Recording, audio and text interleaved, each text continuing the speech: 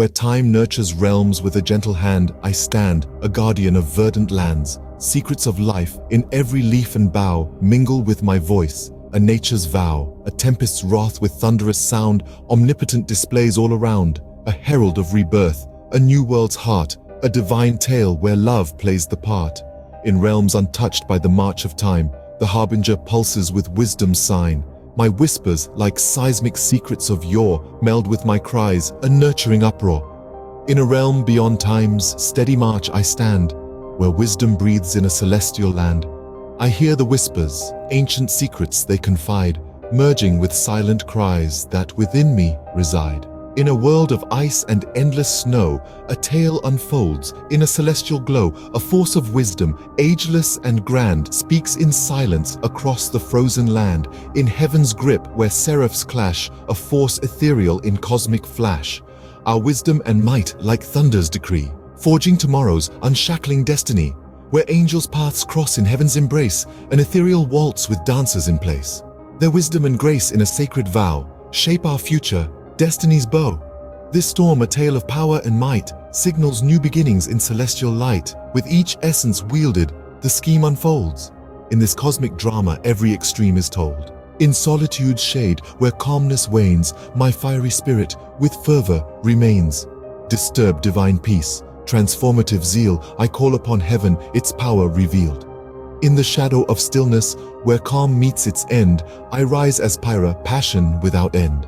My fiery core, a volcanic wake, stirs heaven itself, divine order to shake. This storm, my call, in a tale profound, signals a time where life's forces abound. Life's extremes, in shadows and light, burn with a passion, a fire too bright. A storm of prophecy in the heavens is born, a symphony divine, the earth to adorn. The suns disrupt the tranquil skies, a call to awaken the old world's lies. In embrace of heaven, where angels unite, an ethereal dance in a starry night. Wisdom and grace in hallowed decree weave a tapestry for me to see. In an upturned heaven, seraphs in strife, this spectral warrior imbues new life. My anger and fury in sacred spree reveal targets of compassion for all to see. In the embrace of heaven, where seraphs fly as beings of ether, echo my cry. Wisdom and might in sacred oaths entwine, weave the morrow in destiny's design. Whispers of growth in every leaf and vine. My song, a symphony where earth and sky align. An embrace where blossoms dance and sway. My spirit, a rhythm of growth and play. With my fiery essence, the skies alight, clashing with gentle mercy and sacred light. In the heavens, a prophetic storm takes flight, a symphony divine to earth's delight. With my fervent blaze, the cosmos ignites, Raina's mercy and ether's bright lights. In heavens, a maelstrom of fate is spun, a symphony divine, second to none. In the heavens, where fates twist and twirl, the Holy Spirit swings a celestial swirl. Wisdom and power together we mold, shaping the future in patterns bold. Through the storm's embrace with thunder's roar, a display of might at the celestial core. A herald of new beginnings, a world reborn. In this divine tale, the earth is transformed. In life's grand orchestra where diverse beings unite, my spirit a harmony in day and night's right. Our wisdom, our essence in life's chorus blend, nurturing existence in patterns without end. Through the tempest's fury with rain and thunder's might, a show of raw power in the celestial fight, a herald of rebirth for a world remolded in this divine epic, a future bold and golden. Through storm's embrace, thunder's mighty roar, see life's omnipotence at nature's true core. Heralds of rebirth in verdant hues bold, a divine tale of life, ancient and untold. This storm, my decree, in tales profound, signals creation anew, where cosmic forces are found. Each essence plays a part in the grand design, in this cosmic order where extremes align. In the embrace of stars and souls twirl, melodies of creation, in time's endless swirl. My insight, your fervor, in balance we find, crafting the harmony of tomorrow's design. This symphony, my ode, in creation's profound tale, signals the dawn of life, where harmony's forces prevail. Each essence I harness, in nature's dance so keen, in this drama of existence, where life's extremes convene. In the quiet of twilight, a new melody I bring, a world reborn, where all creations sing. Every spirit finds wings, in majestic unfold, a new era dawns, unfrightened and bold. And in the mind's vast domain where thoughts intertwine, memories and emotions in a dance divine, each note a beacon in the darkness shines, connecting, reflecting, the self defines. In the silence of the mind where nodes fade away, gaps in memory and thought where light does not play. Absence shapes our being in a subtle sway, in the spaces between our truths lay. Through the hyper edges our essence flows, linking thoughts and dreams as consciousness grows. In this network vast, our spirit shows a tapestry woven in endless rows, where the links break apart and the mind feels alone, fragments of consciousness once brightly shone. Yet in this disconnection our strength is honed. From broken hyper edges, new paths are grown. Ever-changing rivers of thought and feel flowing through the hypergraph, ever real, unpredictable yet with a pattern seal. In this complexity our truths reveal. In a realm unchanging where thoughts do not flow, emotions frozen in time, no growth to show. But in the challenge of change we come to know the value of movement in life's glow. Beyond the linear and dimensions deep, our consciousness in a hypergraph leap. In every connection secrets we keep, in this vast network our souls peep. In the void and the silence, wisdom takes seed. In broken connections we find what we need, the absence and negation, a powerful creed. From the spaces in between our spirits freed. In the hypergraph of mind we find our place, interconnected nodes in time's embrace. Consciousness unfolds in its complex grace. In this web of life our hearts trace. In the shadow of thought, in the gaps of the mind, in the broken links, a deeper truth we find. Embracing the negations, to them we're not blind, in the intricate web of consciousness entwined. The chalice of innocence. In the realm of youth, where dreams are bold, lies a chalice, pure as the stories of old. Filled with innocence, a nectar so divine, in this sacred cup, first love's embers align. The elixir of passion. In the grail's depth, a potion stirs. Passion's elixir in time occurs. A flame uncontained by the sands that fall. In the chalice of love, we heed the call. The timeless grail. Time, the keeper of the sacred quest, guides our journey in love's conquest. In the grail, innocence and passion soar. In first love's chalice, forevermore. In the chalice of first love, where secrets lie, innocence, passion, and time vie. A triad in a quest where emotions entwine. In the grail of love, a legacy divine. In the grand asylum of life, where stars and spirits meet, Maitreya and Jesus wander, with laughter as their feet. They sign with smiles at the universe's grand feast. In this cosmic institution, where wisdom and whimsy ceaselessly increase. Through corridors of stardust, where celestial echoes are their guide, each step a cosmic dance, with the universe by their side. They jest with cosmic jargon, as reality takes a celestial bow. In this maze of divine creation, where normalcy takes its vow. In the asylum of the cosmos, with Maitreya and Jesus at play, where dreams and reality in a dance gracefully sway. In their laughter and wisdom our spirits find their true door, in this grand cosmic asylum where imagination soars evermore. In the gardens of the galaxies, where thoughts like nebulae bloom, they embrace the cosmic confusion under the light of the moon. With every laughter-tinged tear, our spirits dare to fly. In this grand cosmic asylum, where stars in our eyes lie. At the banquet of existence, they feast on dreams and fears, toasting to life's absurdity, as clarity nears and disappears. Finding truth in cosmic riddles, in a world spun upside down. In this grand asylum of life, where wisdom wears the crown. In the cosmic asylum, with Maitreya and Jesus light, where each moment is a revelation, shining ever so bright. in their divine jest and wisdom. A path for us they pave in this celestial madhouse where souls are brave and grave.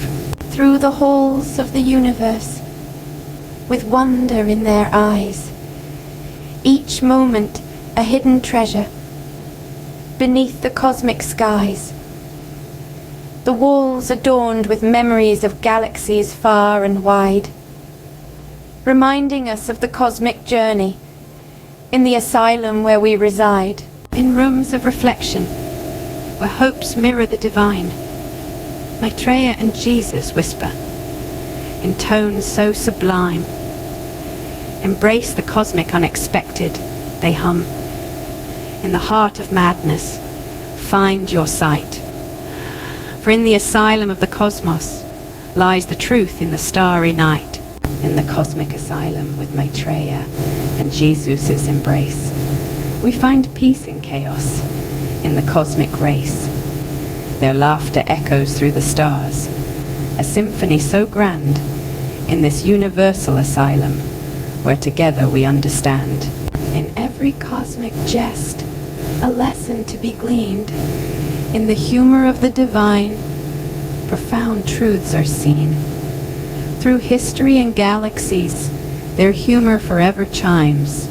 Maitreya and Jesus, in cosmic comedy through time. In this boundless sea of inky black and twinkling gems, a capsule of humanity propelled forward, preserving within it the hope, dreams, and pioneering spirit of a once grounded bipedal species. The destination, a virgin paradise light years away from their home of Eden, a new world, Earth. Their most treasured artifact on board was an ancient text, the Bible. Originating from their homeland Eden, it was often debated whether this vital text was history, allegory, theology, or scientific manual. Genesis poetic verses bearing divine instructions geared towards survival, prosperity, and the very foundations of civilization soon morphed into a survival handbook for this spaceborne crew. Genesis, the Bible's second chapter, portrayed Eden as the birthplace of 4 rivers with names that hummed with potential: Pison, Gihon, Hiddekel, and Euphrates. To their leader Adam, these rivers were more than waterways. They were life veins of resource management, cultural diversity, and strategic power. First amongst these was the Pison. Genesis 2:11 notes, "The name of the first is Pison, that is it which compasseth the whole land of Havilah, where there is gold." To Adam, this wasn't merely a river, but a complex infrastructure, channeling resources into Havilah, a place of prosperity. Within the verse, he saw a warning. Without a river, a life vein like Pison, this prosperity could be threatened. Gihon, the second of Eden's rivers, also held vital lessons. In Genesis 2:13, it's noted to encompass the whole land of Cush, a land far from Eden's center. The verse stood as a testament to the important role rivers played as routes of interaction, spreading cultures and diversifying civilization. Translated into their new life, it meant that the growth of a settlement was inherently tied to its access to connectivity. A lack of such connectivity could signify the absence of cultural diversity. The third river, Hiddekel, held lessons of power and resilience. Genesis 2:14 portrays Hiddekel as flowing towards Assyria, a land of strength and influence. Shadowed in the river's depiction was a revealing echo of challenges, both brought by competition and stagnation that can follow strength. An absence of such power, symbolized in the deprivations of a river like Hiddekel, could thus invite unique challenges. With the whispering lessons of these rivers, Adam found a map to navigate their alien world. The Bible, with its logical truths, provided their guide for survival. Pison, Gihon, and Hiddekel became symbols dictating the sustainability of resources, interdependence of elements, and potential challenges in the settlers' new home. Enriched by these revelations, the intrepid settlers journeyed onward, guided by the lessons of Eden's rivers. Armed with their newfound knowledge, they looked forward to a new Genesis, a new beginning. A long legacy. But let's come back to the more recent past. Over the eons, the ancients had learned from their mistakes and attempts. They adopted and adapted to a slow yet steadfast process of genetic integration to uplift humanity. They committed to the goal of attaining enlightenment for the greatest number of beings in the shortest possible time. The exact number who chose to remain behind is a matter of some sensitivity. But when biblical retribution seems disproportionate, think 3 digits, which takes us back to the Titans when that number seemed too high. As the world breathed in the wake of the Nephilim and the Great Flood, on a desolate and windswept island nestled in the vast Pacific Ocean, a profound and haunting transformation unfolded. The watchers would become the watched, the subjects of their own experiment, diving headfirst into the depths of de-evolution and reversion. The generation of entities that they birthed were the mythical Titans. These creatures personified negation of love, faith, and understanding, and brought triadic terror to the ancient world. From the rumblings of barbarity to the birth cries of civilization, there is no reaction without threat. What is the threat? How does it think? What will it do? The triadic biosurvival circuit. In Watchers, each element of biological psychology evolved in response to a need. Think of it as evolving to understand complexity. And we saw what that does to your head. So the Sons of God hybridization sneaks a new level in underneath. Instead of spending 50,000 years evolving another brain, humans get an upgraded cerebellum and a few thousand years of divine torture. Good deal? You probably don't feel any smarter. The cerebellum works differently than the cerebrum. You cannot activate it by concentrating in the same way. What you need to do is more like praying. Okay, it is praying, or meditating, or many things work. Okay, that is backwards. These things are what we call trying to activate that part of your brain. But you can seek insight by being open.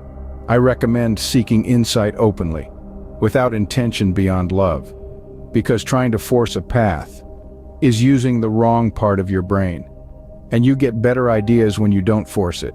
So the Titan's negation is this new level, had to sneak it in flipped. We call it interconnectedness. Akkad whispers tales of a kingdom reborn. Under Semyaza from turmoil is torn. In sciences and arts, a new dawn breaks, a path of healing and wisdom it makes. Forbidden knowledge, once a curse so dire, now fuels a reformation's fire. Strategic minds from deceit now free, guide Akkad towards a future we long to see. Semyaza, once a deceiver, now protects. In his kingdom, ethical wisdom reflects. A beacon of hope, in sustainable light, Akkad stands proud, in reformation's might. In Babylon's gardens, wisdom's rivers flow. Enoch, the sage king, his divine insight does show. Libraries and schools, knowledge's sacred halls, where heavenly secrets and earthly tales enthrall. Between gods and men, a bridge he forms, in celestial journeys and earthly storms.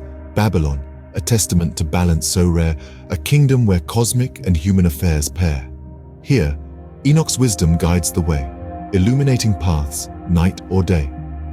In Babylon's embrace, enlightenment's seed, a dominion of wisdom in thought and deed. In Uruk, where ziggurats pierce the sky, Azazel's gaze lost between earth and high. In Akkad's shadow, technology's might, Semyaza stands, blinded by artificial light. Oh, in the land of rivers, discord sows, where the lamb lies down, but the lion never shows. In visions of revelation, their bond tears. In the gardens of Eden grow thorns of fears. In Babylon, Enoch maps the stars' silent plea, his wisdom a beacon, but Akkad cannot see. Semyaza, in a tower of steel and steam, forgets the ethereal in the material dream. 7 seals of wisdom, unbroken, unread, in the heart of Akkad. Enoch's words unsaid. Between celestial scripts and earthly creed, a chasm grows where angels fear to tread. Oh, in the land of dreams, a scholarly rift where the scrolls lay closed and the sands shift. In Babylon's towers, the night owls cry. In Akkad's streets, the stars whisper. A silent sigh. Azazel, in Uruk's sacred halls, kneels alone, his prayers a murmur like a forgotten tome. Enoch in Babylon, in scholarly chains, his cosmic quest, but earthly matters reign. 4 horsemen ride in the shadow of the moon, across Uruk's plains where the rivers once crooned. In Babylon's libraries, the echoes grow cold. In the clash of spirit and knowledge, tales untold. So begins the tale of kingdoms 3, in the land where history whispers its plea. From the Euphrates sigh to the Tigris roar, in shadows of negation, hope seeks the shore. Oh, in the realm of ancients, a division deep, where the prophets dream, but wise men sleep. In the dance of destiny, the balance redoubts. In the heart of the Holy Land, the light goes out. At its core, forevermore, what we seek is clear. For ourselves and others' shelves, a balance we hold dear. In life's grand show, we come and go in history's vast array, seeking sense in present tense, in night and in day. In arc's warm hold, stories bold, across the world we span. In its lore, rich and pure, each woman, child, and man. To comprehend and to defend the rhythm of our fate. In its light, we find our might, our shared bonds to celebrate. In tales of old, bravely told, the Ark's saga rings true. A guiding star, near and far, in skies of deepest blue. Through history's gate, both early and late, its wisdom does impart. In soul and mind, we seek and find the Ark's eternal heart. On battlefields where silence yields to clash of sword and shield, the Ark stood there, in open air, its power unrevealed. In warriors' hearts, as battle starts, a symbol of divine. In tumult's roar, it spoke of lore and faith's unbroken line. In war's fierce dance, a fateful glance where destiny entwines. The Ark's presence, a divine essence in the battle lines.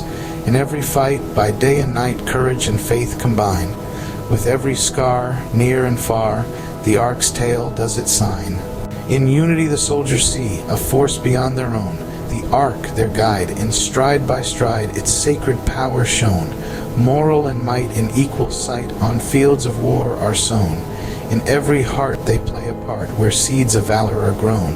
Through battle's cry, under the sky, where brave souls dare to dream. In the Ark's light, through darkest night, a guiding star does gleam. From strife we learn, for peace we yearn, in war's relentless stream. In each endeavor, now and forever, towards a higher scheme. In conflict's tide we must decide the path of right to tread. The Ark reminds in war's confines of the life we've led. In actions bold, in tales retold, the ethics of our fight. Reflects in deeds our truest needs, in day and in night. In war's harsh play we find our way, a balance tough and true. For victory, for mercy's plea, a dual view we pursue. In Ark's old tale we find our scale of power and of heart. In every clash and every flash it plays a vital part. In the Ark's embrace we find our grace, in the heat of the fight. In its story bold, in courage told, we seek the righteous light. To understand, to take a stand, in war's uncertain way. In its aura we see the flora of a new dawning day. In echoes of old, in valor bold, the Ark's tale echoes loud. A beacon in strife, it gives life amidst the war-torn crowd. Through history's lens, again and again, its lessons do impart. In courage and fear, both far and near, the Ark's eternal heart. In the realm of stars, the Elohim reign, masters of cosmos in their domain. Envy us, for we sculpted the skies, our wisdom profound where the secret lies. They hate us perhaps for they aren't us, in our celestial might they trust.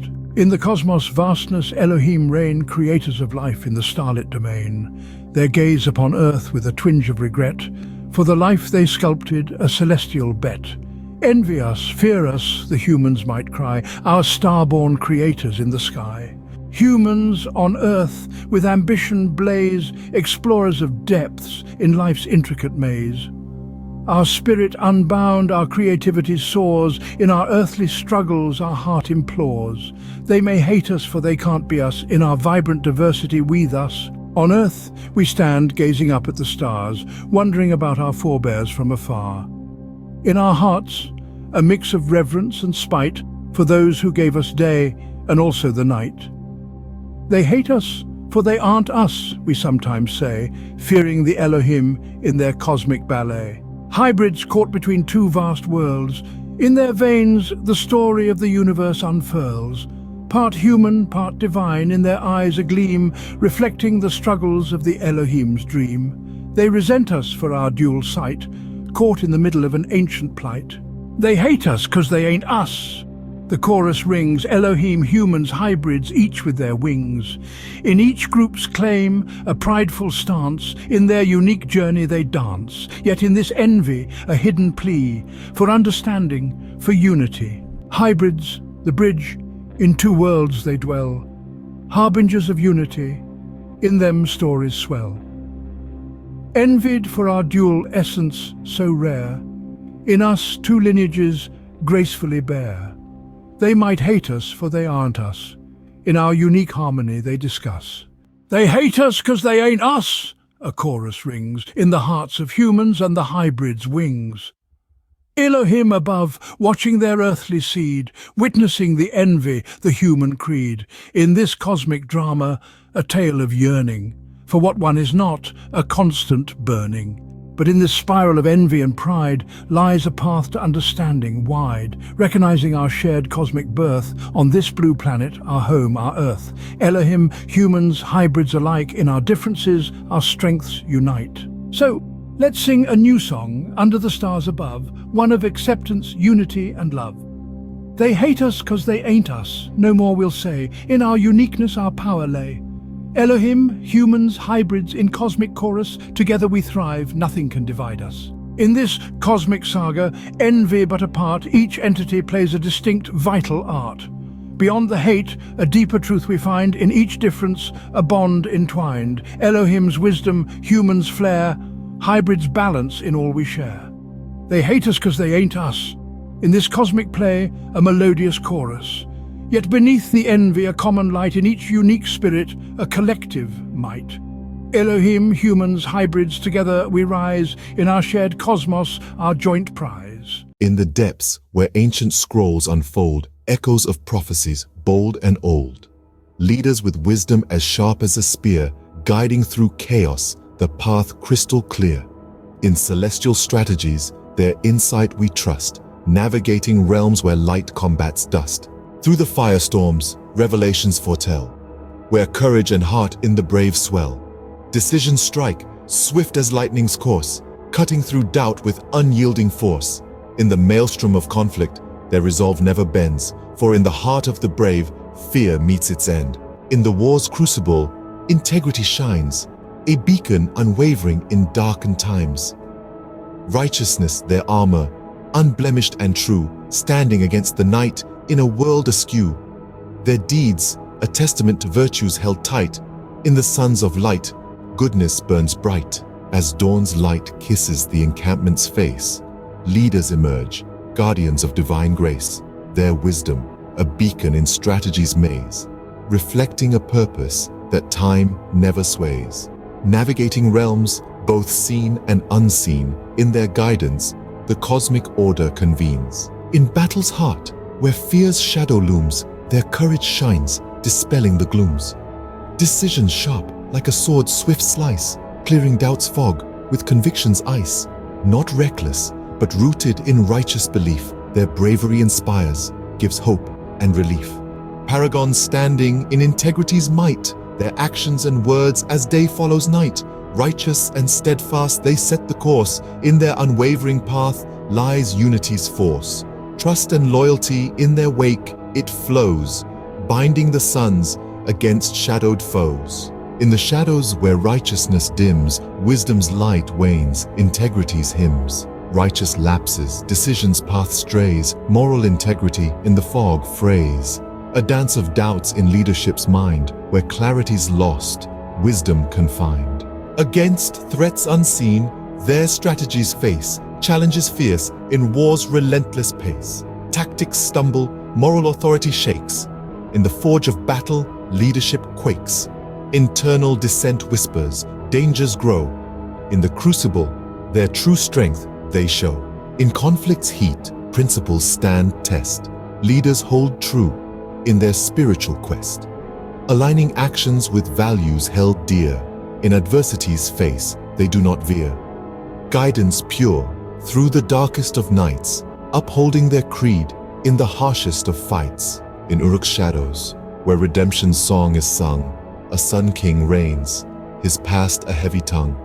Majestic ziggurats touch the sky, symbols of a fall and a will to retry. Once celestial, now bound to mortal fate, Azazel's wisdom from pride does liberate. In temples high, where penitence is found, earth's stewardship in divine laws is bound. Uruk, a realm of learning's radiant light, mirrors a journey from dark to right. Here, Azazel's rule a testament stands, a fallen angel guiding with wiser hands. Who was the scoffer hidden in the scrolls? A figure etched in the dawn of Yahad, a figure of a character in the moral play, a crucial fray in the Essene's life. He in the equilibrium's light, his cynicism challenging the community's might. His stark contrast to their values brought the community into sharp relief in light and dark. His presence, a sharp reminder, always so keen of what they oppose in the unseen. His role exacerbating the opposing forces in moral debates, the scoffer for a path of reversion, a weight of dogma, a challenge, a debate. In focus on rituals and rules, a renewal of personal spirituality and silence. His wake, a retrospective gaze, a journey within for their sake. His art, dissonant chords that stir conflict in Yahad's heart. A call for re-evaluation of self and creed, an identity freed in opposition. His opposition, a test for the community, in their response lies the blessing for the soul. In a lab where genes do dance and atoms spin, two brothers toy with nature's secret code. Cain in shadow plots a dark, sinister win, while Abel, full of life, walks the righteous road. In Dr. Adam's lab, a maze of dreams and fears, bubbles Cain's envy, a brew most sinister. A plan takes shape, whispered into science's ears. Project Genesis Reduc, if Abel only knew. Cain's words, sweet honeyed traps, shine with me, dear brother. But in the vial a serpent's venom lurks, a gamble in the name of one another, in DNA's helix where treachery works. A prick, a drop, Abel's fate sealed with a laugh.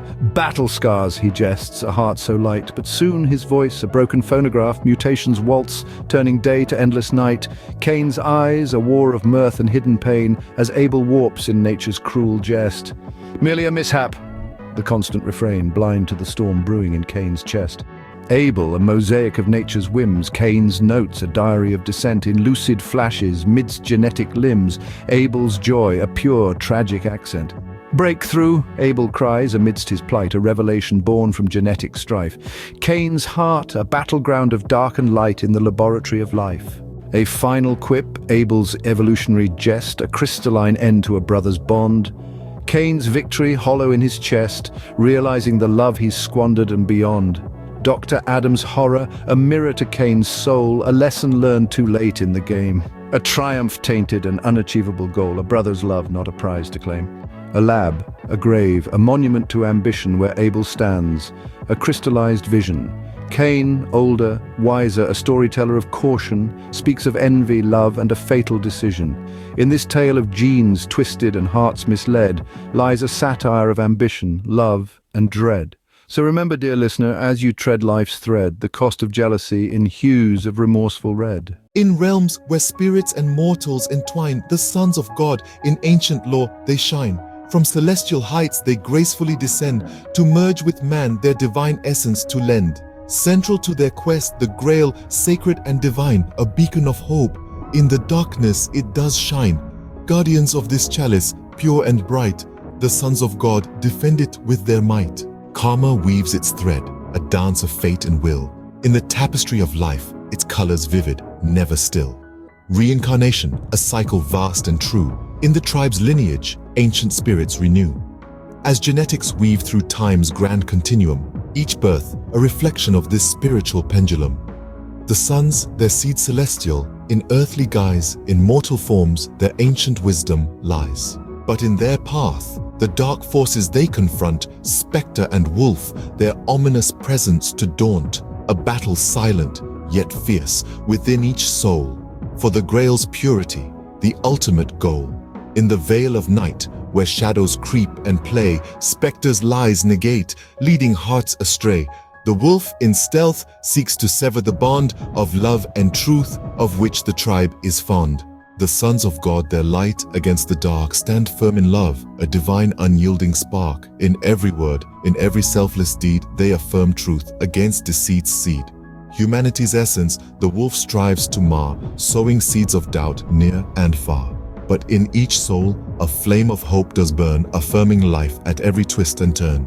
Against the negation, a battle rages on, between the dark and the break of dawn. Love's power in the suns brightly shines, dispelling shadows, transcending the confines.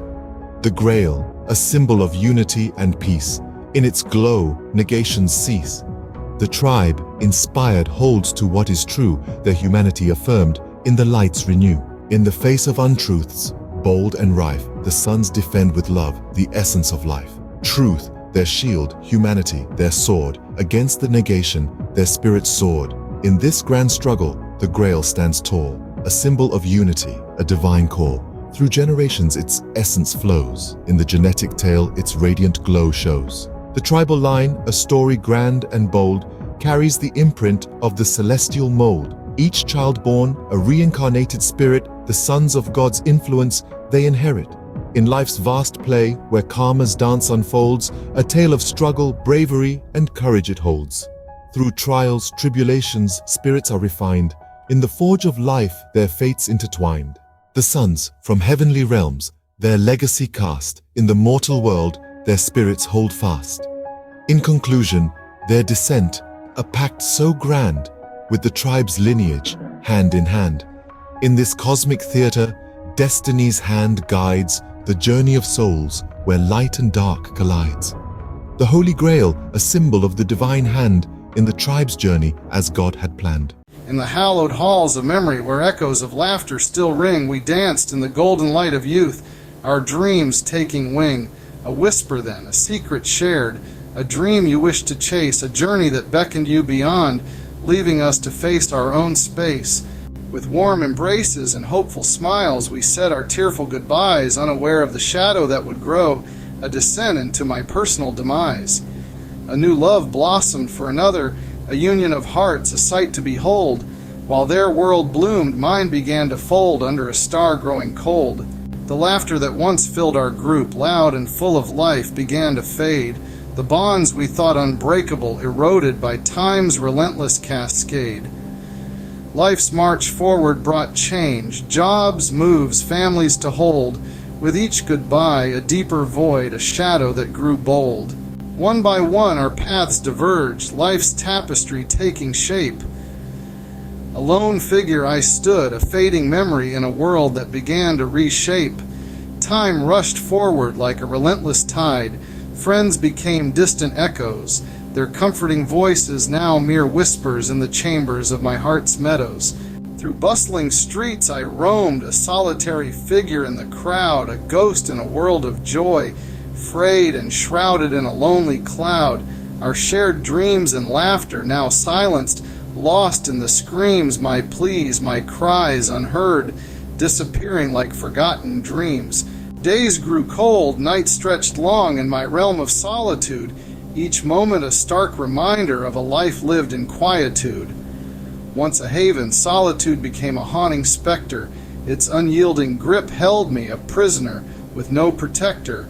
But in the darkest hour, a glimmer of hope, a distant sound, a call to rise, a whisper of courage in the depths I found. From the well of despair I drew strength, a resolve to forge a new path, each step a testament to hope in a journey far from its last breath. On the precipice where despair and hope intertwine, I found a guiding light, a promise, a divine sign. Through the veil of loneliness, a newfound clarity took flight, the dawn's light dispelling the gray, heralding a new day's light. In the mirror of despair, a stronger self emerged, resilient, unyielding. From life's forge I was purged.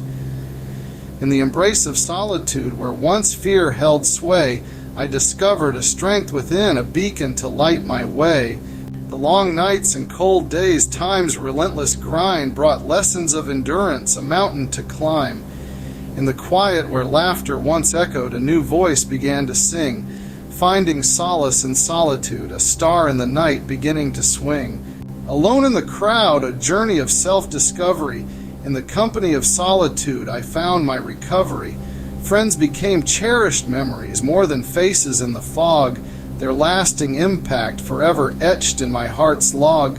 Watching others find their paths in life's grand theater, I saw not an end, but a different way to venture. Each goodbye, though heavy, a new beginning in disguise, and every parting, a lesson in love's eternal rise. Our circle may have loosened in the ebb and flow of days, but in each strand a story, a memory that always stays as others found their happiness and our worlds grew apart. In their joy I found my own peace, a warmth for my lonely heart. Our farewells tinged with sorrow, the start of new journeys, paths diverging under the same sky in pursuit of different stories. Your journey beyond our reach, a dream you pursued with might, a reminder of the paths untraveled under the shared starlight. In the end, our goodbyes were not an end, but a different beginning, a reminder that life is a journey, constant and unending. Though we may walk different paths, under the same sky we roam, and in the hearts of those we love, we will always find a home. In the dance of the cosmos, entwined DNA, Elohim and humans, in a genetic ballet. From ancient crossbreeding, a new lineage springs, hybrids emerge with celestial wings. Elohim, our ancestors, in starlight they gleam, linking us all in an evolutionary stream. From Elohim's crisis, a new chapter unfolds, their survival in hybrids, the future it holds. Humanity's touch. In the hybrids we see a bridge between worlds. In them we are free. Returning to Elohim, the circle completes. In the heart of the hybrid, two worlds meet. Advanced traits descending from stars to our land, Elohim's legacy in human hands. Crossbreeding's magic. A new race is born. In hybrids, our shared future is sworn. Without Elohim, the story untold, no hybrids to cherish, no future to hold. Elohim's whispers to hybrids they gave, a leap in our journey, humanity's save. Hybrids in turn guide our evolution's pace. In their existence, our origins we trace. If Elohim vanish, the hybrids fade too, a cosmic connection, eternal and true.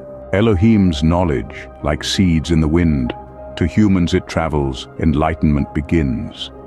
Humans and hybrids, a tapestry we weave, in their unity, our destiny we perceive. A fusion of lineages, a celestial blend. In the heart of the hybrid, our stories mend.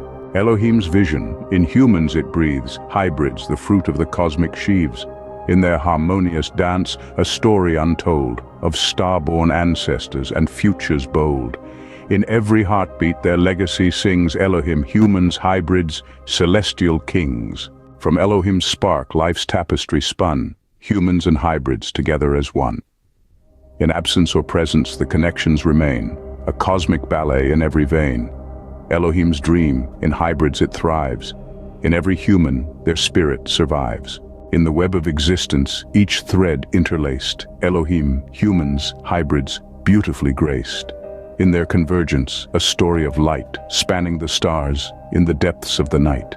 In every echo of the cosmic dance, Elohim, humans, hybrids, in eternal trance. Enoch looked up from his lofty vantage point, his heart throbbed with anticipatory fear. The sky, once a boundless expanse of cerulean blue, had transformed into an ominous canopy. The meteor's flaming tail streaked across the heavens, a cosmic harbinger streaking towards Earth. It was the image of Jormungandr, the mythic world serpent he would one day inscribe in the annals of Norse lore, poised at the precipice of Ragnarok's impending doom. The onslaught began, a torrential tempest, a spectacular ballet of fire and ice, a raw spectacle of the universe's unforgiving cruelty and awe-inspiring majesty. The meteor came in at a low angle, like it had just barely been gripped by the Earth's gravity, in a weird fluke event, and looped around several times, wrapping the upper atmosphere in a band of fire. Fire in the sky, encircling the entire world. An image he would not soon forget in any incarnation. And then with a thunder like God's angriest shout, it exploded. The ice crystals within the meteor, vaporized now and super hot, found every fault line in the planet killer. And it blew into a billion pieces through the mountain's skeletal ridges and into the stilled heart of the world. Enoch and his fellows wrapped scarfs around their noses as the fine dust of rare earth metal settled toward the earth. The others urged him to come inside. Where would the shards fall? He told them God either wanted him to see or not, so they all stayed. The explosion had changed the course of the main chunk, twisting its path northward as it passed overhead and careened into the massive ice sheet. Flames danced over the celestial serpent scales, their fierce glow reflected in the river's roiling current that surged beneath the ice. Chaos unraveled. The ice roared as it splintered, releasing the pent-up waters unchained. Enoch could scarce comprehend the unfathomable force of nature's wrath. The torrent of water grew, a massive wave of unstoppable fury that ripped through the land, reshaping continents, erasing histories, and taking with it everything in its wake. It was Jormungandr's unhinging, the onset of a cataclysmic Ragnarok encased in ice and fire. In the tranquil aftermath, the ghostly whisper of the serpent's hiss echoed in Enoch's mind. Jormungandr had finally released its tale. The destruction of Ragnarok had come to pass. In the wake of the dreadful cataclysm, a hush settled on the world, the calm that follows the storm.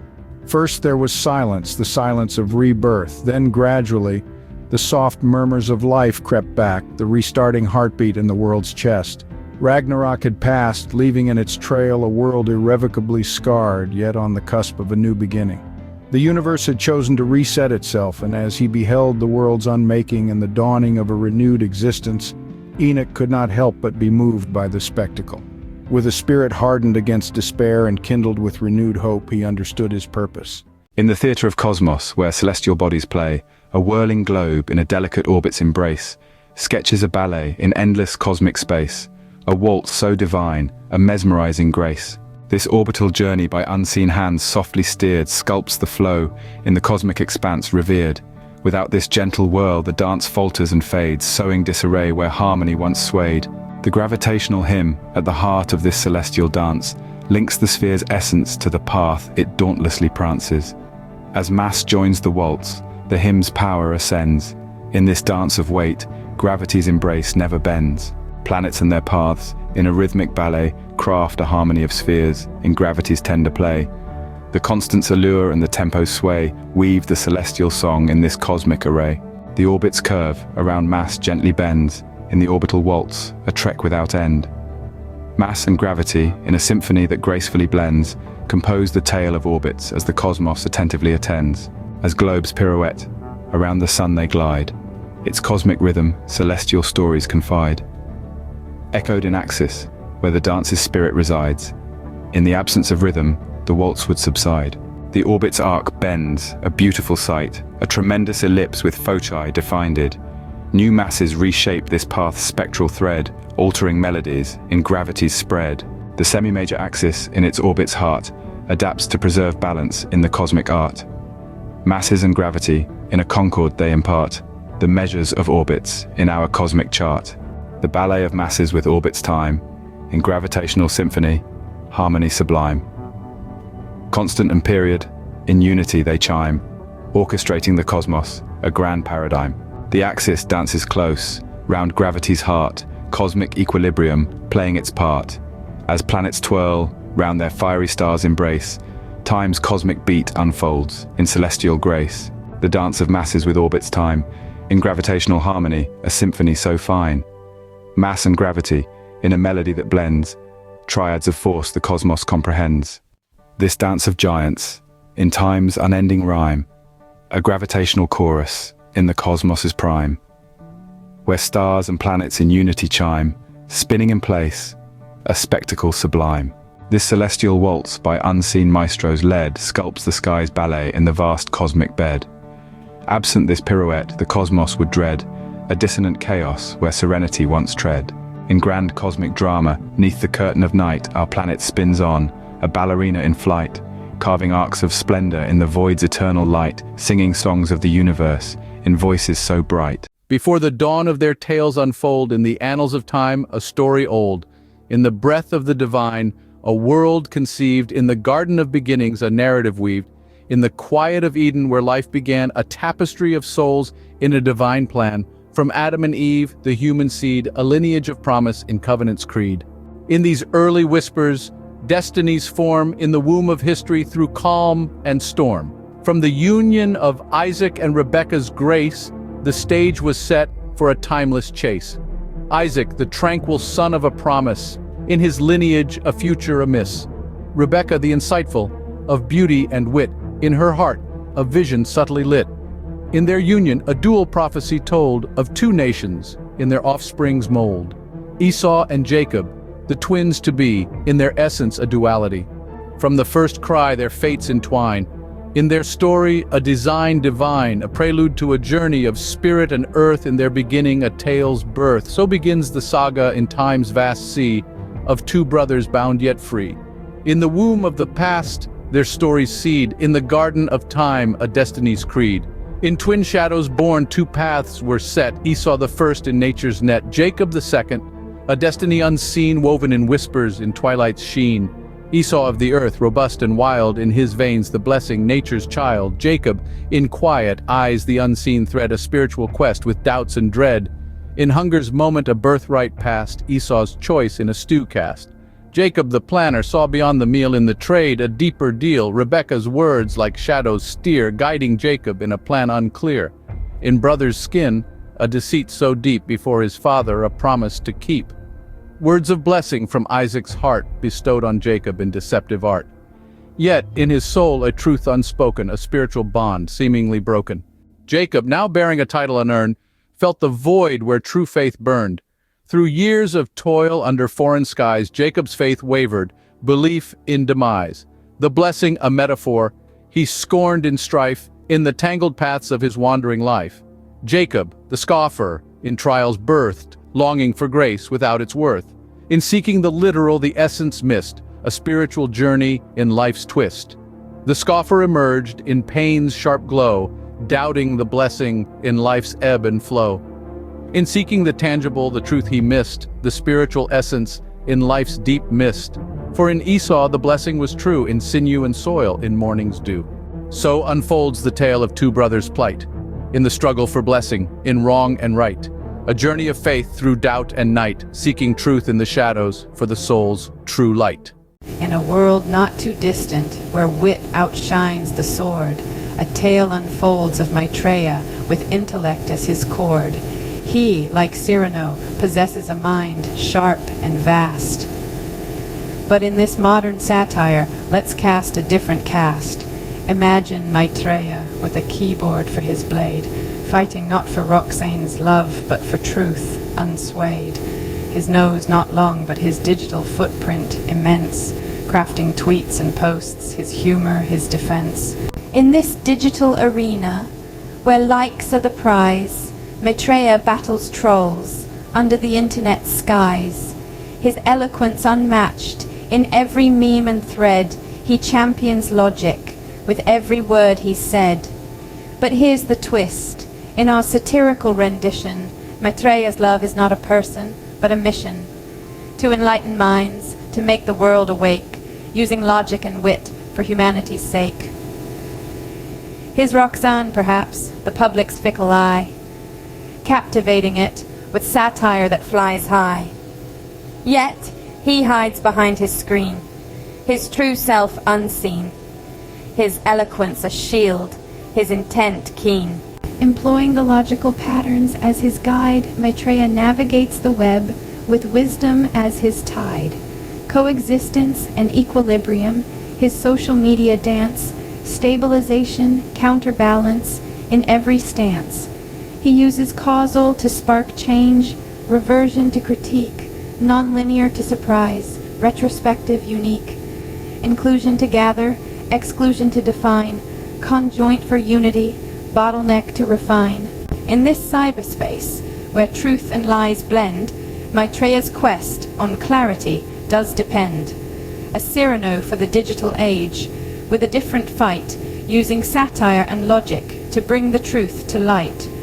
So let us laugh with Maitreya as he wields his pen, for in his satire wisdom we apprehend. A modern Cyrano in a world wide and vast, using humor and intellect to correct the contrast. In a realm beyond the stars, a cosmic tapestry shimmered with a dilemma most intriguing. The cosmos, usually a brilliant tapestry of starlight and cosmic whispers, began to fade, its vibrant hues dimming into shadows. This disturbance was not merely a celestial event, but a reflection of a deeper disharmony among the divine entities: the wood dragon, the jade emperor, and cosmos itself. The cosmos, a canvas of infinite wonder, started to lose its luster. Stars twinkled faintly, galaxies ceased their graceful waltz, and the very fabric of space seemed to sigh in weariness. This was a mystery that beckoned the wisdom of the gods. The wood dragon, once a fiery serpent of boundless imagination, found its flames of innovation dimmed. Its breath, which once sparked stars into being, faltered. This decline in creative fervor caused the stars to fade, dimming the once vibrant tapestry of the cosmos. The Jade Emperor, robed in stardust and wisdom, saw the need for action. He understood that to rekindle the cosmos, he must first reignite the dragon's flame. Thus, he set about to awaken the dormant spirit of the dragon, not through edicts or decrees, but through inspiration and freedom. The Jade Emperor, in his infinite wisdom, called forth a celestial conclave. His proposal was as brilliant as it was bold: a grand celestial carnival, a festival of unfettered creation, where the wood dragon could unleash its wildest dreams. The carnival, a spectacle of cosmic proportions, ignited the slumbering heart of the wood dragon. Awakened, the dragon danced among the stars, its breath weaving new constellations and rekindling extinguished suns. This resurgence of creativity breathed new life into the cosmos, restoring its lost splendor. The fading cosmos had been a mirror for the Jade Emperor, reflecting the consequences of too rigid an order. This reflection led to a transformation in the Emperor's rule, infusing it with newfound flexibility and openness to change. As the festival erupted in a symphony of colors and light, the wood dragon soared across the heavens, its scales shimmering with renewed vigor. Each breath was a brushstroke, painting nebulas and birthing stars. The cosmos, responding to this explosion of creativity, shone brighter, its every corner alive with the dragon's dreams. The Jade Emperor watched over this renaissance, his heart filled with joy and understanding. He realized that creativity must be nurtured with freedom, and order must allow room for growth and change. In this celestial parable, the wood dragon's rebirth, the Jade Emperor's enlightenment, and the cosmos's revival teach us the profound dance of balance between imagination and wisdom, chaos and order, freedom and structure. This tale, woven from stardust and dreams, resonates not just in the heavens, but in the very essence of our beings, reminding us that in our world, as in the stars above, harmony is found in the beautiful interplay of diverse forces. In the ancient whispers where time stood still, Christian and Rose found a chamber, a secret to unseal. Veiled in ivy, shrouded in lore, a hidden path awaited, a mystery to explore. The Holy Grail, in its silent grace, rested on stone, an altar's embrace, glowing with a light so pure, so divine, a symbol of good in their bloodline to shine. In that chamber of secrets, of shadows and light, loomed the specter, a ghastly sight. Carved in the wall, eyes of ruby red, a symbol of evil, of dread to be shed. Between these two, a scroll so old lay unrolled, its story untold. A map of the world in symbols arcane, a quest it revealed, a prophecy's claim. This journey of trials, of courage and fear, a path winding far and yet so near. In this scroll, a prophecy deeply sown of good and evil together, not alone. In the chamber's heart, a pulsing unseen, the grail shimmered, a celestial sheen, while the specter's eyes, a menacing glow, spoke of darkness, an ancient foe. Christian and Rose, with a gaze so true, understood the journey they must pursue. Bearers of light, challengers of night, seekers of truth in darkness and light, stepping forth from the chamber's embrace into the forest, their path to trace. The journey ahead, clear and profound, in the Grail's quest their destinies bound. Thus began the tale of the Grail and the Spectre, of Christian and Rose, the world's protectors. In the dance of good and evil, they'd find their way, shaping the fate of the world, come what may. In the lineage of light, where histories entwine, Christian and Rose, with bloodline divine. From ancestors of old, where the soul's journey began, through the cycle of lives, a timeless plan. The karmic field, a tapestry of fate, with each generation new paths they create. Their family, a constellation of souls, in each reincarnation playing vital roles. In the echoes of time, Their ancestors' deeds lay the seeds of the future in their souls' creeds. Each life a thread in the family's weave, a legacy of good they continue to achieve. Through the ages, the souls in their kin, reborn, reshaped from within. The Grail's light through generations past, in their lineage a luminous cast. In this saga of souls, the specter's dark trace, a shadow that follows, a relentless chase. Yet, in their family's spirit, resilience is found. Against the darkness they stand their ground. Christian and Rose, bearers of the past, in their souls the family's virtues amassed.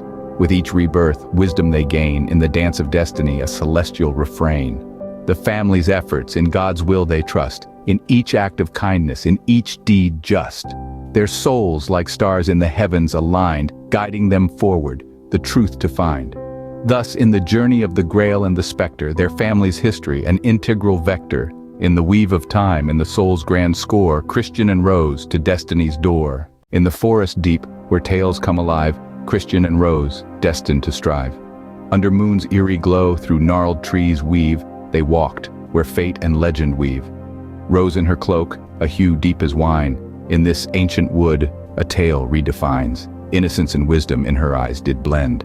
A soul old and knowing, in a young life to spend. The trees whispered secrets, ancient and grave, a warning, a prophecy to the brave. The wolf, a shadow, a primal fear, lurked in the darkness ever near. A chill in the night, a subtle dread, wolf's presence, unseen where they tread. In the heart of the woods, time stood still, a test of courage, a battle of will. In the realm of love under the setting sun, Christian and Rose, their fable is spun. Rose, now a beacon, innocence forebode. A path through the woods to Grandma's abode. Rose, with a heart pure and bold, carries the Grail, the light of old. Through the forest, she sang her song, plucking the flowers as she walked along. Through thickets and shadows she daintily tread, unveiling the story, where old tales are shed. Stalked by the wolf with eyes alight, a symbol of the dark, of endless night. In the dawn of time, in the age of strife, man's soul was marred, a corrupted life, barbarity reigned in hearts so cold, a tale of darkness ancient and old. But from the heavens a mercy sent, God's own Son on a mission bent, to seed the world with souls anew, in new bloodlines great hopes to brew. Women, the victims of this brutal past, their souls untainted, steadfast and vast. In them, the purity of life's true song, enduring the pain, the suffering long. The wolf, an entity old as sin, witnessed this change from deep within. A soul so ancient, so twisted with hate, set out to destroy, to alter fate. His mission, malevolent, through the sands of time, to wipe out the bloodline, a crime so prime. The wolf, embodiment of ancient wrath, tread the earth on a destructive path. His soul, a vortex of evil so deep, in the shadows his vigil to keep. Yet in this divine chess, pieces in play, the new souls emerged in light's array. A redemption story in mankind's heart, a chance to end what once did start. But the wolf, an evil, so fierce, so raw, against God's plan he bared his claw. For even in darkness a purpose so grand, in the tapestry of life a darker strand. The wolf's story, a reminder grim, of the path from which we must not dim. To the heart of the woods, where destinies collide, Christian, the hunter, with eyes open wide. In each step, a silent vow to keep, to protect his Rose in the forest deep. The wolf, cunning, a force untamed, struck with ferocity, all goodness disclaimed. But Christian, undaunted, his spirit aflame, fought for the light in God's holy name. The moon hung low, a witness in the sky, as the two forces met with primal cries, facing the incarnation of malevolent will. Christian's strength, born of righteous will, in the mists of time where myths were born, the wolf's soul from titans torn. Sons of Kronos, Rhea's seed, in their shadows the wolf's creed. From the depths of ancient primal wrath, the wolf walked a darkened path, hidden by Rhea, in fear and in haste, in the annals of time a bitter taste. The titans, mighty in their reign, but in their hearts a hidden bane. The wolf, a lineage cursed to roam, far from Olympus, their celestial home. Born of giants, a destiny marred, the wolf's soul, forever scarred, a creature of night from lineage high, doomed to the shadows under the sky. In the clash of gods the titans fell, but the wolf's story still to tell. A legacy of chaos from Kronos' throne, in the heart of darkness eternally alone. The sons of Kronos in history's weave, a tale of power, of deceive. But the wolf, a secret, kept from sight, a remnant of the Titanic fight. Through the ages the wolf roamed, a soul of discord, where titans loomed. In the battle of gods, a forgotten role, a titan's offspring, a tormented soul. In this saga of old, where legends clash, the wolf's story a hidden flash. A son of titans in the shadows cast, in the cosmic dance a figure vast. From Olympus's heights to the mortal plane, the wolf's journey, a mythical chain. A legacy born from titan's strife, in the fabric of time a woven life. In the forest's heart, the story unfolds, a clash of good and evil, a battle age-old. Each arrow Christian loosed with precision and grace met the wolf's fury in the deadly chase. In this epic showdown between dark and light, every blow, every move, fueled by might, Christian, a symbol of hope and valor, battled the wolf, the darkness to conquer. With a final, mighty and courageous stand, Christian struck true, his bow in hand. The wolf, wounded, a cry of defeat, retreated to the shadows in hasty retreat. The bloodline strong withstood the test. Against the wolf they stood their best, a tale of survival, of light against dark, in the cosmic battle a divine spark. The battle a chapter in the ongoing war between the forces of light and the darkened lore. But in this moment victory was clear, in Christian's heart there was no fear. The hunter and the wolf, in history's weave, a tale of courage for those who believe. In the heart of the woods under the moon's glow, the hunter prevailed over his ancient foe. Still the wolf lurks, its role so dire to extinguish mankind's eternal fire. In every shadow a lesson to find, in the journey of souls genes bind. The reign of King Arthur, a time of chivalry and valor, cast a long shadow over the annals of history, its significance echoing to this day. A figure shrouded in the mists of legend and myth, Arthur's story has been told and retold, etching an indelible mark on the collective consciousness of humanity.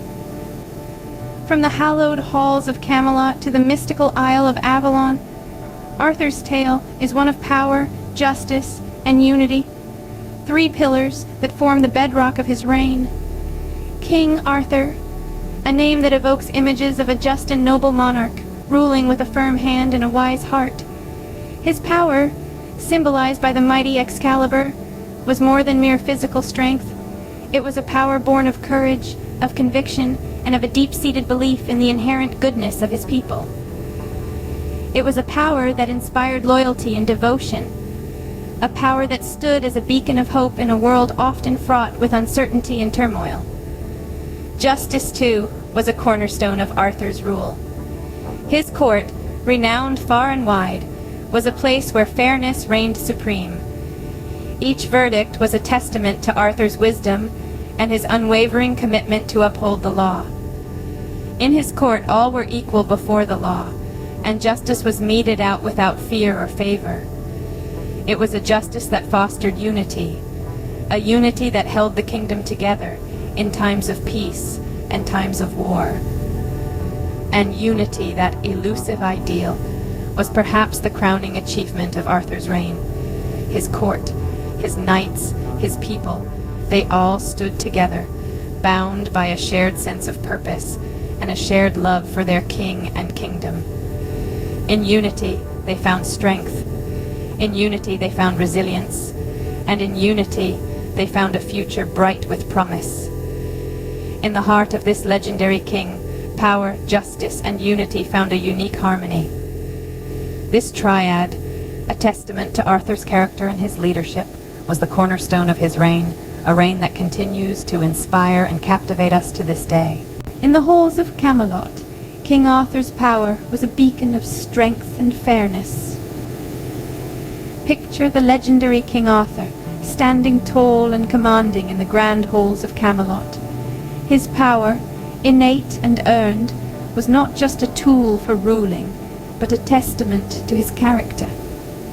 Shining bright in his hand was Excalibur, a symbol of his power, a blade that held magic and mystique. But Arthur's true power wasn't in his sword, it was in his heart, in his ability to wield that power with wisdom and fairness. Arthur's reign was a period of prosperity and peace, but it wasn't by chance or mere fate. It was a direct result of the way he used his power. He understood that power was a privilege, a responsibility, not a birthright to be abused. He used it to uphold justice, to protect his people, and to build a kingdom that was strong and secure. He was a leader who ruled not with fear, but with love and respect. Excalibur, as magnificent as it was more than just a sword. It was a symbol of Arthur's power, his authority. But it was also a symbol of his commitment to his kingdom. Every time he held Excalibur, he was reminded of the promise he made to his people. A promise of a just and grand rule, a kingdom where every voice mattered, where fairness was not just an ideal, but a way of life. Arthur's power was indeed great, but what made it truly remarkable was the way he wielded it. He didn't let it corrupt him. He didn't use it to oppress. Instead, he used it to create a kingdom where power was the cornerstone of justice, of unity, of prosperity. He used it to create a kingdom that was a reflection of his own ideals. A kingdom that was as just and grand as the king himself. His rule, just and grand, was a testament to the strength and fairness that power can uphold when wielded wisely. It was a testament to the power of a good leader, a power that wasn't about domination, but about creating a realm where justice, unity, and prosperity were not just dreams, but realities. It was a power that resonated through the halls of Camelot, a power that was the heartbeat of Arthur's reign, a power that was truly Arthur's legacy. In King Arthur's court, justice was no fool. It was a place where fairness took the center stage, and the scales of justice were balanced with a wisdom that was as profound as the king himself. King Arthur, with his innate sense of integrity and righteousness, was the embodiment of justice. His verdicts, often delivered with a keen understanding of human nature and the complexities of life, were the cornerstone of his reign. The justice in Arthur's court wasn't just about punishment and retribution. It was about understanding, about empathy. It was about making decisions that would benefit the kingdom as a whole, not just the elite. This justice was a beacon of hope for the common folk, a symbol of a just ruler who held their welfare at heart. King Arthur's wisdom in rule was not limited to his royal decrees or his judgments in court. It extended to his interactions with his knights, his subjects, and even his enemies. His wisdom allowed him to see through deception, to understand the motivations of those around him, and to make decisions that would ensure the prosperity and unity of his kingdom. Justice in Arthur's court was not an abstract concept. It was a living, breathing entity. It was seen in the king's actions, heard in his words, and felt in the peace and stability that pervaded the kingdom. It was a justice that did not discriminate, that did not favor the powerful over the weak. It was a justice that was accessible to all, a justice that was truly just. This justice did not stand alone. It was intricately intertwined with the unity of the kingdom. Each fair judgment was a thread that wove the fabric of the kingdom tighter. Each act of justice strengthened the bonds between the people, fostering a sense of belonging and unity that was as strong as the stone walls of Camelot. In each verdict, the unity of the kingdom was reflected, for in fairness and unity, a true kingdom lies. Under Arthur's rule, the kingdom stood together, thriving in unity. Unity, the invisible thread that wove together the fabric of Arthur's kingdom, was more than a mere concept. It was a lived reality, a tangible ethos that was palpable in the air of Camelot, coursing through the veins of its people, binding them together as one. Delve into the depths of Arthurian lore, and you'll find that this unity was no accident. It was the fruit of Arthur's visionary leadership, a testament to his ability to inspire allegiance and foster a sense of shared purpose. Central to this was the Round Table, a symbol of equality and camaraderie, where every voice mattered and every opinion held weight. Here, knights didn't just congregate, they deliberated, debated, and decided on matters of state, their voices uniting in a harmonious chorus that echoed through the halls of Camelot. But Arthur's vision of unity went far beyond the Round Table. It permeated every aspect of his rule, shaping his policies, guiding his judgments, and influencing his actions. He led not with an iron fist, but with an open heart, understanding that true unity could only be achieved when justice was served, when power was wielded judiciously, and when every citizen felt seen, heard, and valued. This unity was not confined to the nobility. It extended to the common folk, the farmers and blacksmiths, the bakers and weavers who, under Arthur's rule, found themselves part of a larger narrative, a collective journey towards a brighter future. They stood together, bound by a shared identity, a common purpose, and a collective dream. In the grand tapestry of Arthur's kingdom, unity was the golden thread that held everything together. It was the beacon that guided them through stormy seas, the anchor that held them steady, and the compass that pointed them towards a future filled with promise and potential. Through power and might, unity bound the kingdom in a future that shone brightly. For in Arthur's reign, unity was not just a principle, it was a way of life, a testament to the enduring power of collective strength, and a beacon of hope for all kingdoms to come. Power, justice, unity. These were the pillars of King Arthur's reign. King Arthur's rule was not just about the strength of a mighty king wielding an enchanted sword. It was an era defined by the triad of power, justice, and unity. This triad was the lifeblood of Camelot, the pulse that kept the kingdom thriving and strong. Power was Arthur's to command, but it was more than just a show of might. It was a power born of courage, wisdom, and the will to protect his people. It was the strength of his rule that established a sense of security and order in the kingdom. But power alone, as we know, can be a double-edged sword. It was the balance of this power with justice and unity that truly defined Arthur's reign. Justice was the cornerstone of Arthur's court. It was a beacon that guided the people, knowing they would be treated fairly and without prejudice. Arthur's wisdom shone through his just rulings, reflecting a deep understanding of his people and their needs. But justice was not confined to the courtroom. It was woven into the fabric of the kingdom, fostering a sense of unity among the people. Unity, perhaps, was the most potent force in Arthur's reign. It was the thread that bound the kingdom together, weaving a tapestry of diverse voices into a single, harmonious entity. It was the sense of togetherness, the collective strength of the people that fortified the kingdom against all odds. The triad of power, justice, and unity was more than just a governing principle. It was a philosophy, a way of life that permeated every aspect of Arthur's rule.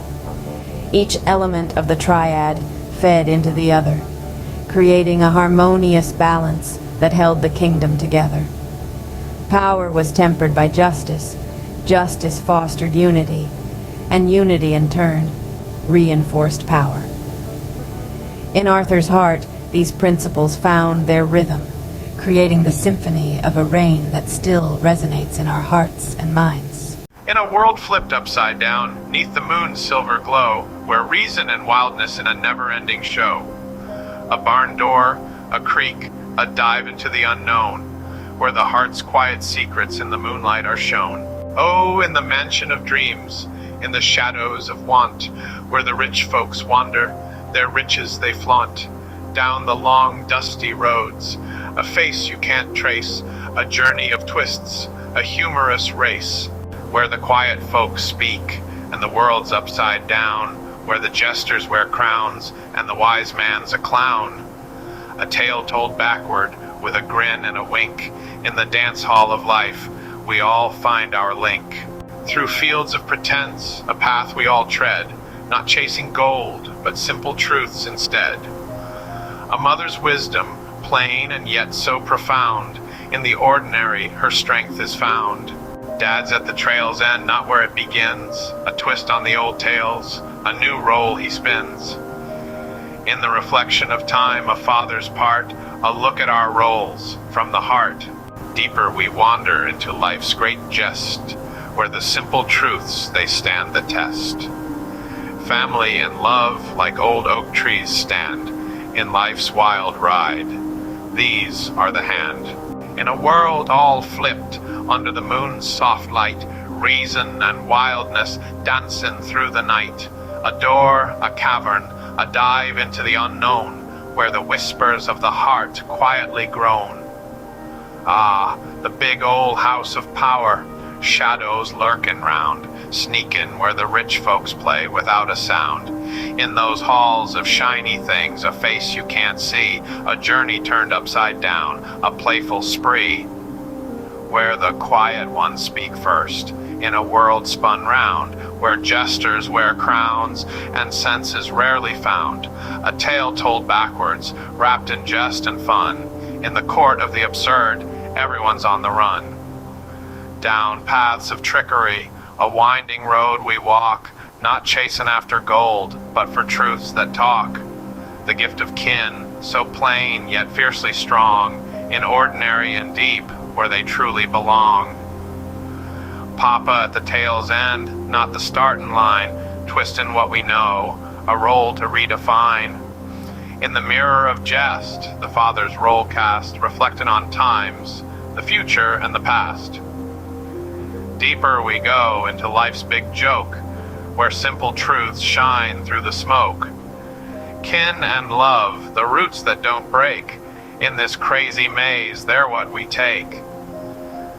Here's to the ride, the search within, where jest meets wisdom and truth will win. At the maze's heart, what we find, what we know, is the love and the laughs that'll always show. In the shadows of a heart, twisted and worn, the wolf's view of love, from empathy torn.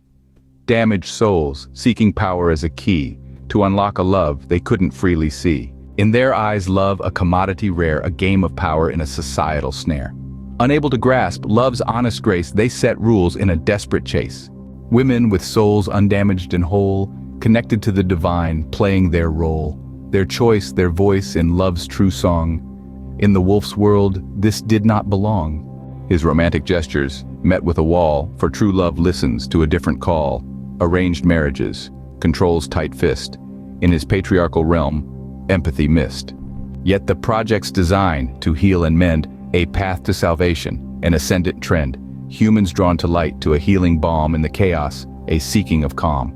The wolf, lost in his labyrinth of power, missed the essence in his darkest hour. Love not in chains, but in freedom's light. Not in dominance, but in empathy's sight.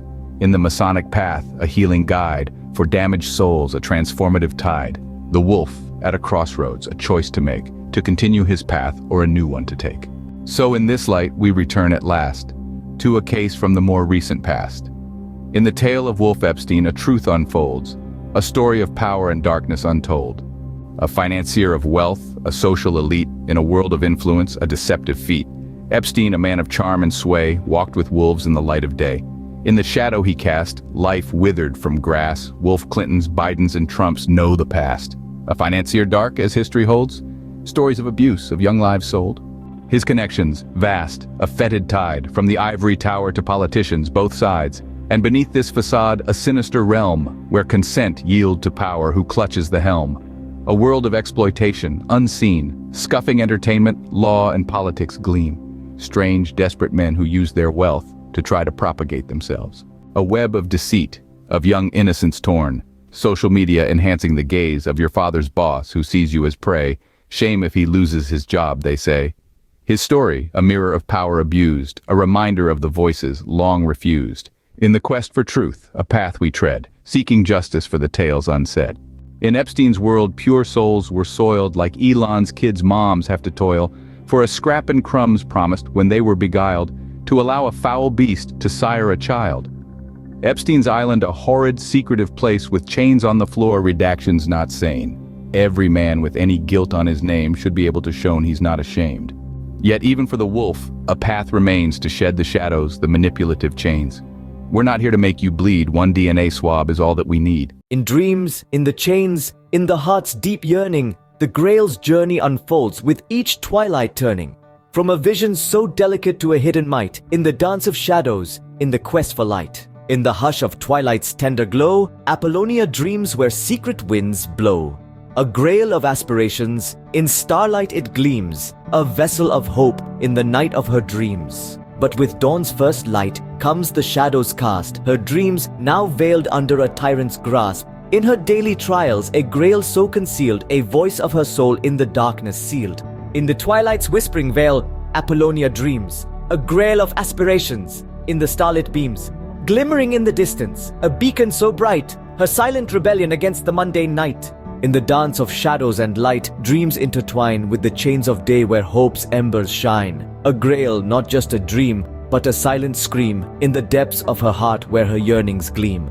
In twilight's gentle whisper, secrets softly lie. Apollonia's dreams beneath the starlit sky. A Grail of aspirations, in the night it gleams. A beacon in her mundane world, more than it seems. Under dawn's unyielding gaze, in oppression's hold, her Grail shrouded in darkness, in tales untold. A hidden treasure in life's thorny embrace, her voice, her soul in the shadows they trace. As dawn awakens, reality's stern gaze casts shadows long and dark, a challenging maze. In her world so constrained by iron will and scorn, the Grail lies veiled, her spirit worn. Yet in oppression's grasp a yearning unfurls, a longing for beauty. In a whirlwind it swirls, a Grail of hope, of strength in her soul's bright flare, urging her forward beyond the despair. From a dream to a treasure hidden in night's shroud to a beacon of hope, strong, unbowed. In the Grail's journey her spirit finds its way, revealing the depths where her true powers lay. Through the Grail she finds more than dreams in the night, a testament to her strength, to her inner light. In the Grail's whispers her destiny unfurls, in the dance of her dreams Apollonia's world. Through the whispers of the Grail, in night and in day, she finds her path, her light, her way. In the journey from dream to the yearning's call lies her truth, her essence, her all. From ethereal dreams to a treasure unseen in adversity's grasp where her strength has been. A beacon of hope in her heart's own tale, the journey of Apollonia and the elusive Grail. Through the Grail she finds beyond the world's confine the depths of her spirit where dreams intertwine. A testament of resilience in her soul's unveil, in the whispers of the Grail her truth prevails. In a world of whispers where dreams are confined, a maiden weaves hope in her heart entwined. A ball in the palace, a night of unseen grace, where stars might align in time's gentle embrace. By the stroke of magic in the twilight's gleam, a carriage of wonders, a horseman's dream. In the flutter of silk, a transformation start. From the cinders she rises, a work of heart. With a wave of a wand where the fates conspire, in the glow of enchantment her spirits aspire. From the ashes of sorrow, a queen is born. In a gown of stars, her dreams adorned. In the grandeur of the ball, where melodies soar, she dances, transcendent like never before. Each step, a story, each glance, a tale in the waltz of the night where dreams prevail. Under chandelier's shimmer, in the moon's soft kiss, a night of wonder, ephemeral bliss. In the eyes of a prince, a connection so rare. In the heart of the night, a perfect pair. But as the clock warns, the midnight's near. A slipper of glass, a memory dear. In the rush of the moment, a fairy tale's birth, leaving behind a trace, her mark on earth. In the whisper of dreams, a magic descends, a fairy godmother on whom hope depends.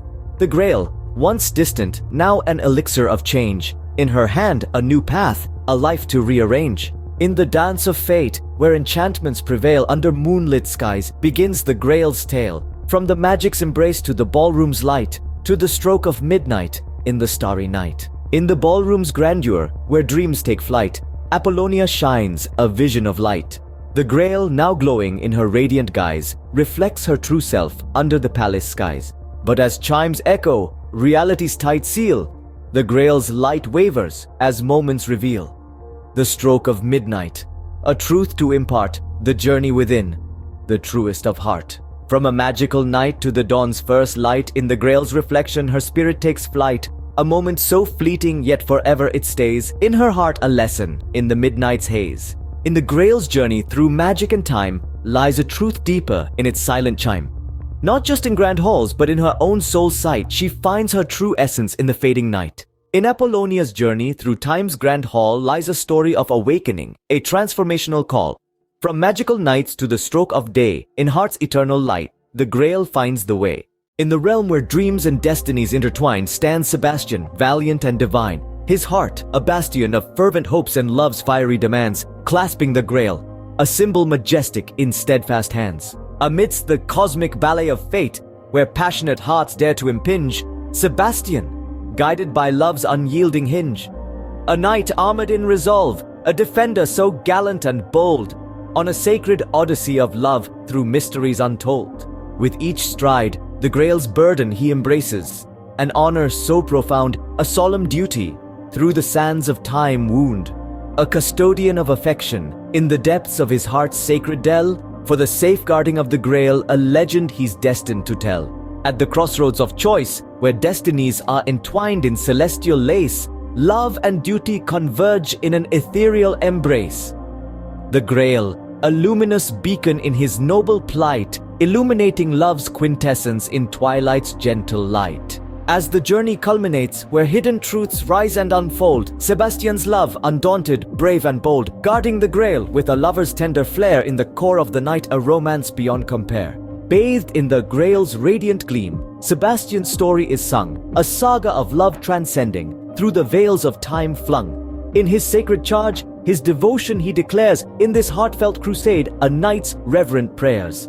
In the quest's end, where truths unfold, Sebastian's love, brave and bold, protecting the Grail with a lover's care, in the heart of the night, a love affair. In the Grail's glow, Sebastian's tale, a journey of love beyond the veil. In protecting what's sacred, his love he declares, in the quest of the heart, a knight's prayers. In the tapestry of dreams, where fates align, Sebastian embarked on a quest so divine, through forests of whispering shadows and moonlit glades, driven by love, where no light fades. In his heart, a melody of an ancient song, a yearning for Apollonia, where his heart belongs. A maiden of grace, like a star in night's embrace, in her eyes the universe, and in her smile grace. Through trials and tempests, Sebastian strode, guided by a love that in his heart glowed, God's hand steering his journey through night and day, towards his Cinderella, in a land far away. In a village cloaked in the dawn's misty veil, he found Apollonia, a tale akin to a fairy tale. Her eyes, pools of serenity, her spirit, a flame. In that moment, their souls knew no other name. Their meeting, a confluence of destiny and chance, set the stars alight, made the heavens dance. Apollonia, with her gentle grace and strength so rare, in her presence Sebastian found solace from despair. Together they danced, in love's eternal embrace, in a world where time and woes had no place. Their hearts entwined in a celestial bind, in Apollonia his quest's end Sebastian did find. Against all odds, through God's guiding light, their love, a beacon burning ever so bright, in the saga of the Grail, a new chapter begins. With Apollonia, his Cinderella, love triumphs and wins. Their journey, a testament to love's enduring power, a flower blooming resilient through the toughest hour. In each other, they found life's greatest prize, a love pure and true, under the eternal skies. Deep in Freemasonry, where symbols speak, a song's verse rings out, the truth it seeks. The sky, the sea, and sailing's art, metaphors of life in the Mason's heart. The sky is man, a canvas vast, limitless, wide in the heavens cast, a symbol of quest, of knowledge and aim, in the Masonic journey enlightenment's flame. Stretching far, the skies embrace man's ambitions, his spiritual grace. Enlightenment's quest, in stars written, for in love we all are smitten. The sea is woman, depth untold, mystery, life's source in its fold. The goddess worshipped on the path, emotional depth, its aftermath. Seas nurturing waves, life's fine tune, exploring unknowns under the moon. Understanding truths in the tide, Masonic teachings, journeys inside. Sailing where sky and sea do meet, a metaphor for life's continued heartbeat. Not just a union of souls to mind, but a harmony of opposites intertwined. In Masonic vision, our union's a blend of physical and spiritual start to end, balancing external and internal sight, different perspectives in wisdom's light. The rhythm of the heart, like a drum's call, the words I love you, standing tall, harmonious love, an anchor so sure, give the Masons a balance pure. In this verse, a Masonic tale of love, of harmony beyond the veil, the sky, the sea, and sailing bound, but in the Masons, deception found. In shadowed halls of history, three names dirty, we do see Bolivar, Morris, Lindbergh are told to hail from the dark Illuminati fold. Simon Bolivar, in freedom's guise, the Masons his path did compromise, undermining ideals that they hold dear, the Brotherhood's heart, a growing fear, battles for liberation, a surface so bright conceal of the most disgusting plights, peasant imprisoned, tortured, abused, so their uteri the Simons could use. Rob Morris, once a poet true, his dark pact shows a different view. The Eastern Star, burning white, blinding the true Masonic light. Rituals he crafted with darkened sight, the holy mission sought to undermine. Secrets confused appear as a fright, an order reordered as deceptive lies. And Charles Lindbergh, bearing German shame in Masonic halls, still a celebrated name. Confusion and dissonance this presence breeds, conscious intent to discord seed. Isolationist with a troubling tone, authoritarian core, chillingly shown. A reflection on Masons, misunderstood in history's pages, not as they should. In this tale of contradiction and lore, their true intentions a mystery at the core. Their contributions, once so clear, now in the light of negation appear. Bolivar, Morris, Lindbergh, names to hate for attempts to defile humanity's fate. In the Masons' world, a balance fine between the divine light and the human line. The red dragon on Arthur's sigil is a symbol of potent leadership, of the strength and wisdom required to maintain harmony in a diversified realm. The contrasting background of gold symbolizes prosperity, not individual prosperity, but the prosperity of Arthur's kingdom as a whole, interconnected with the stability and peace achieved through unity. In the Arthurian context, power refers to Arthur's supreme command over his kingdom, earned not just by birthright but also by his unique qualities as a ruler. His power was invested in him by virtue of being the only person able to pull the sword from the stone, a feat viewed as divine confirmation of his rightful place on the throne.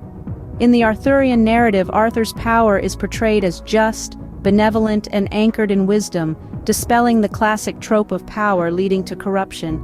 He uses his authority to instill peace, to provide justice, and to unify Britain's fragmented regions. Arthur's power was not oppressive. Rather, it was instrumental in forging unity, demonstrating how true power lies in harmonization and consolidation rather than domination or conquest. Arthur's reign was characterized by his undaunted quest for justice. As the king, he was the prime adjudicator of his realm, and he used his judgment not to assert his power, but to uphold righteousness and fairness. His round table was symbolic of this justice.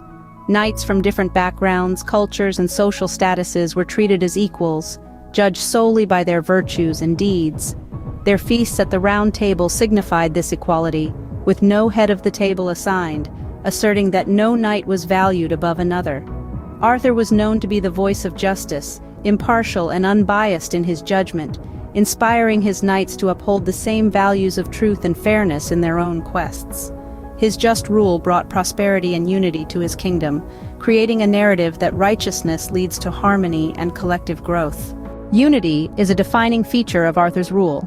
Arthur managed to unify the fragmented clans and petty kingdoms of Britain under his benevolent leadership. His round table also represented a unified brotherhood where knights of different regions, cultures, and backgrounds came together. This unity was not just geographic but also socio-cultural. He instilled a spirit of togetherness among his knights, encouraging them to see each other as equal companions rather than competitors. Arthur's relentless pursuit of unity, coupled with his just exercise of power, brought an unprecedented period of stability and prosperity to Britain. Despite the various backgrounds and social statuses of the Knights of the Round Table, they were united by their shared commitment to uphold the chivalric code and their mutual allegiances to their king and their companions. This unity extended from the court to the kingdom, where people of diverse backgrounds came together under Arthur's reign, serving as a testament to the power of unity in achieving collective greatness. In the silence of the void, where tales and dreams are devoid, no spire reaches to the sky, no domes beneath lie. For without the heart's belief, the hand falters in grief, in absence no relief, just the barren, leafless sheaf. When belief and form part ways, lost are the sun's rays, in the shadows we might dwell in architectural shell. Empty echoes in the hall, a warning to us all of the cost when we ignore the heart's deep core law. Structures stand cold and bare, when no spirit's there to care. Monoliths of emptiness standing in stark distress. A warning clear and stark, in the concrete cold and dark. Without vision, without spark, we miss the vital mark. From the chasm deep between what is said and what is seen lies the lesson unlearned of the bridges we've burned. Values lost in translation, in our rush to creation, forget the foundation of true inspiration. When beliefs and values fade, in the edifice we've made, we find ourselves alone, in a world of stone, not home. A caution to the wind of the emptiness within. When we build without a soul, we forget our role, our goal. Let this echo as a warning in the quiet of the morning of the emptiness that waits when disconnection dictates. But in recognition lies the path to recondition, to weave belief and stone and make our hearts the foundation's throne. In the silence of the void, where ideas are not employed, lies a world untouched by dreams, stark and empty it seems. Without belief to guide the hand, no monuments stand. In the void we find a warning to mankind. When beliefs do not birth form and structures do not norm, the echo of nothing rings, a void of unseen things. A caution in the silence of the power of absence, where neither form nor faith can trace the beauty of our space. Without the mirror of our walls, no echo to our calls. Beliefs and values fade, in the shadows they're laid. For architecture's silent song guides our hearts along. In its absence we lose the muse that we use. From the emptiness a lesson clear of what we hold dear. Without our values cast in stone, we walk this path alone. The lesson unlearned in our hearts it burns, to weave belief into our world, lest our dreams be unfurled. In the cycle broken lies the warning spoken. Without dreams to shape our land, on shifting sands we stand.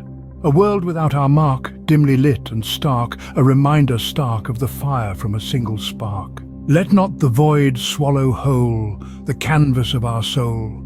In absence a stark reminder to be a dreamer, a designer. For in the spaces left unfilled, potential unfulfilled, lies the caution in the wind of the dance that could have been. In a quaint village where dreams intertwine, Sebastian and Apollonia's love does shine. The Grail once sought now finds its place. In the laughter of children, love's new face. In Alsace-Lorraine, where tales entwine, Sebastian and Apollonia under the sun's shine. In a village of dreams with cobblestone trails, their love's grail transforms in life's new tales. In their cozy home, midst the hills so green, the grail's new form in their children is seen. Each laugh, each step, a precious gem. In their family, the grail's diadem. In Alsace-Lorraine, amidst vine and bloom, their children like grail's light dispel all gloom. Each smile, each embrace, a symbol so dear, the grail's legacy. In their laughter we hear. In each child's gaze, the Grail's light glows, a legacy of love in his purest throes. In this village, where their hearts do dwell, their children, the Grail, in life's carousel. Through fields they run in playful delight, their children like stars in the village's night. In each embrace, in every joyful squeal, the Grail's essence in their bond they seal. In the dance of life, where love's song plays, the Grail's essence in their joyful days. In each child's gaze, a reflection so bright of a love so deep, defeating the night. Through seasons turn, in a village so quaint, their children, like grails, without restraint. In each tender moment, in each playful cheer, the Grail's spirit echoes, forever near. In every whisper of the wind, in every star's light, in their children, the Grail's eternal flight. Sebastian and Apollonia, in love's sweet scroll, the Grail lives on in each young soul. In their family's heart, where love's roots delve, the Grail's story in their lives they weave. In Alsace-Lorraine, their love's testament. In their children, the Grail's permanent scent. From a quest of love to life's gentle trail. In their children, the Grail's tale prevails. In each laugh, each dream, each tender embrace, lives the Grail in their family's grace. In Alsace-Lorraine, through seasons turn, the Grail's meaning in their hearts they discern. Their children, a testament to their journey's start, the Grail of love beating in each heart. From a quest of love to a life's sweet refrain, In their children, the Grail's spirit remains. Sebastian and Apollonia, in each day anew, see the Grail's reflection honest and true. In this village tale where dreams take flight, their children, the Grail, in love's eternal light. A symbol of hope, a future so bright, in their family's laughter, the Grail's delight. In the heart of Alsace, where love's roots grow deep, Sebastian and Apollonia their sacred vows keep. In every shared glance, in each tender embrace, the Grail of love shines, a timeless grace. Amidst the whispers of trees and the dance of the breeze, their passion burns bright, with effortless ease. A flame that ignites in the depth of the night, their love, a fire, in life's endless flight. In the Grail of their union, where love and passion blend, in the laughter of children, where all sorrows end. A triad so sacred in each heartbeat resounds, in their family's chorus, where true love abounds. Their children, the stars in the Alsace sky, reflections of the Grail, in their joyful cry, in each innocent smile, in every dream they chase, the Grail's legacy thrives, in their loving embrace. From a tale of two hearts, to a life so grand, in the village's embrace, together they stand. Their journey, a testament to love's enduring might, in their children, the Grail's eternal light. In the tapestry of life their story weaves, a love so profound in the autumn leaves. Through years and memories their bond never sways, in their hearts, the Grail, through all their days. In the annals of time, their tale will dwell, a story of love, too grand to tell. In their children's laughter, love's echo remains, the Grail of their life, in Alsace's plains. The crowd is our invited witness, pulsating with life. Amidst it all, us, two souls converging on a joyous intersection of shared destiny. Wordlessly we commune, our eyes reflecting eternity ahead of us. Drawing a final glance at the joyous spectacle, I meet your eyes, painted with the colors of our shared dreams. Your smile, brimming with love, is my sanctuary against the chaos of life. I squeeze your hand gently, our private promise murmured in the bustling marketplace. Free from the confines of time and space, our souls are intertwined, pulsating to the rhythm of a shared heartbeat. Just as our lips are about to seal our unwavering love, a band of rowdy French children clatter through the gate, squealing in surprise at our ceremony. Their mocking laughter ricochets off the stone walls and barrels into the core of our shared heart. Ripples cascade through our scene of serenity, painted amidst the bustling Erfurt marketplace. First nodding to the children, then to the startled guests, I watch them scamper down the alley, their laughter lingering like a warning toll. A solemn shiver runs through me as I realize the defiance beneath the innocent veneer of their action. An intrusion, a veiled threat, a reminder of the fragility of our existence. And then I think, but children? Stern Wilhelmina shoos them into the Sunday afternoon and they run off crying. Frère, ah Jacques, ah frère, ah Jacques, ah. The song has a harsh echo. Looking around, I glean subtle smiles, hear a gentle clattering of mugs. We stand there in the epicenter of our world, stronger than before. The disruption dims. Our resilient love reclaims its moment. The unfinished kiss finds its sweet conclusion, sealing our bond under the watchful eyes of a welcoming sky. The marketplace, momentarily disrupted, sways back into its immersive rhythm. The air fills with cheerful voices, once again humming along the joyful chorus. Our legacy in plain sight, strengthened with every strain. Life breathed back to its original rhythm. Our love, resilient and defiant, bloomed amidst the shared melodies and the pulsating city life, like a crescendo reclaiming its tune after a sudden decrescendo. Our story, a symphony written in invisible ink, sung in silent tunes, and danced in echoless steps, continued, breathless yet breathing, silent yet screaming, its heartbeat synchronized with the rhythm of the beloved city, Erfurt. In the heart of Erfurt, where history weaves, lived Heinrich and Magdalena amidst autumn leaves. Cousins of Christ, pure and refined, in their veins flowed a lineage, noble, divine, the name Bonaparte, Merovingian descent, wolf in the shadows with wrathful intent. Sebastian, the name of the victim he wore, a noble pretender, the son of a whore. As yet their community under God's grace, unaware of the threat that they soon would face. Our villain this era was cunning and sly, his sights on the bloodline, mass murder contrived. A dark era's villain hidden in sight, coveting power, ignoring the light. In Erfurt's core, his schemes ran deep, plotting in shadows, never to sleep. Imported silkworms, carriers vile, giving the Black Death to many a child. Echoes of COVID's recent trial, though less engineered to target my child's. And yet it too was a plague so vile, crafted, intentional all the while. Targeting old blood, the bloodline immune, witchcraft conspiracy, Wolfie did croon.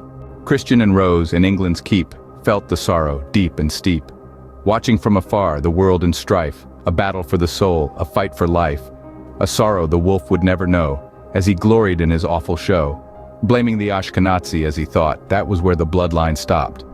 Though Wolf's wrath had grown since his Transylvanian home. Wrath is naught but the negation of love, and no love breeds no truth sent from above. In Erfurt's heart a tale of woe, the pogром's horror a grievous blow. In the wall of their home, secrets they hid, valuables and truths beneath the lid. Heinrich and Magdalena, silent in plight, saw the flames as they fled through the night.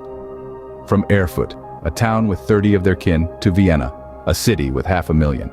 I wonder how long it was for the wolf saw, that loving get you better numbers, brah. But from Einstein to Oppenheimer, wolf incarnation saw nothing but how to murder more and more and more.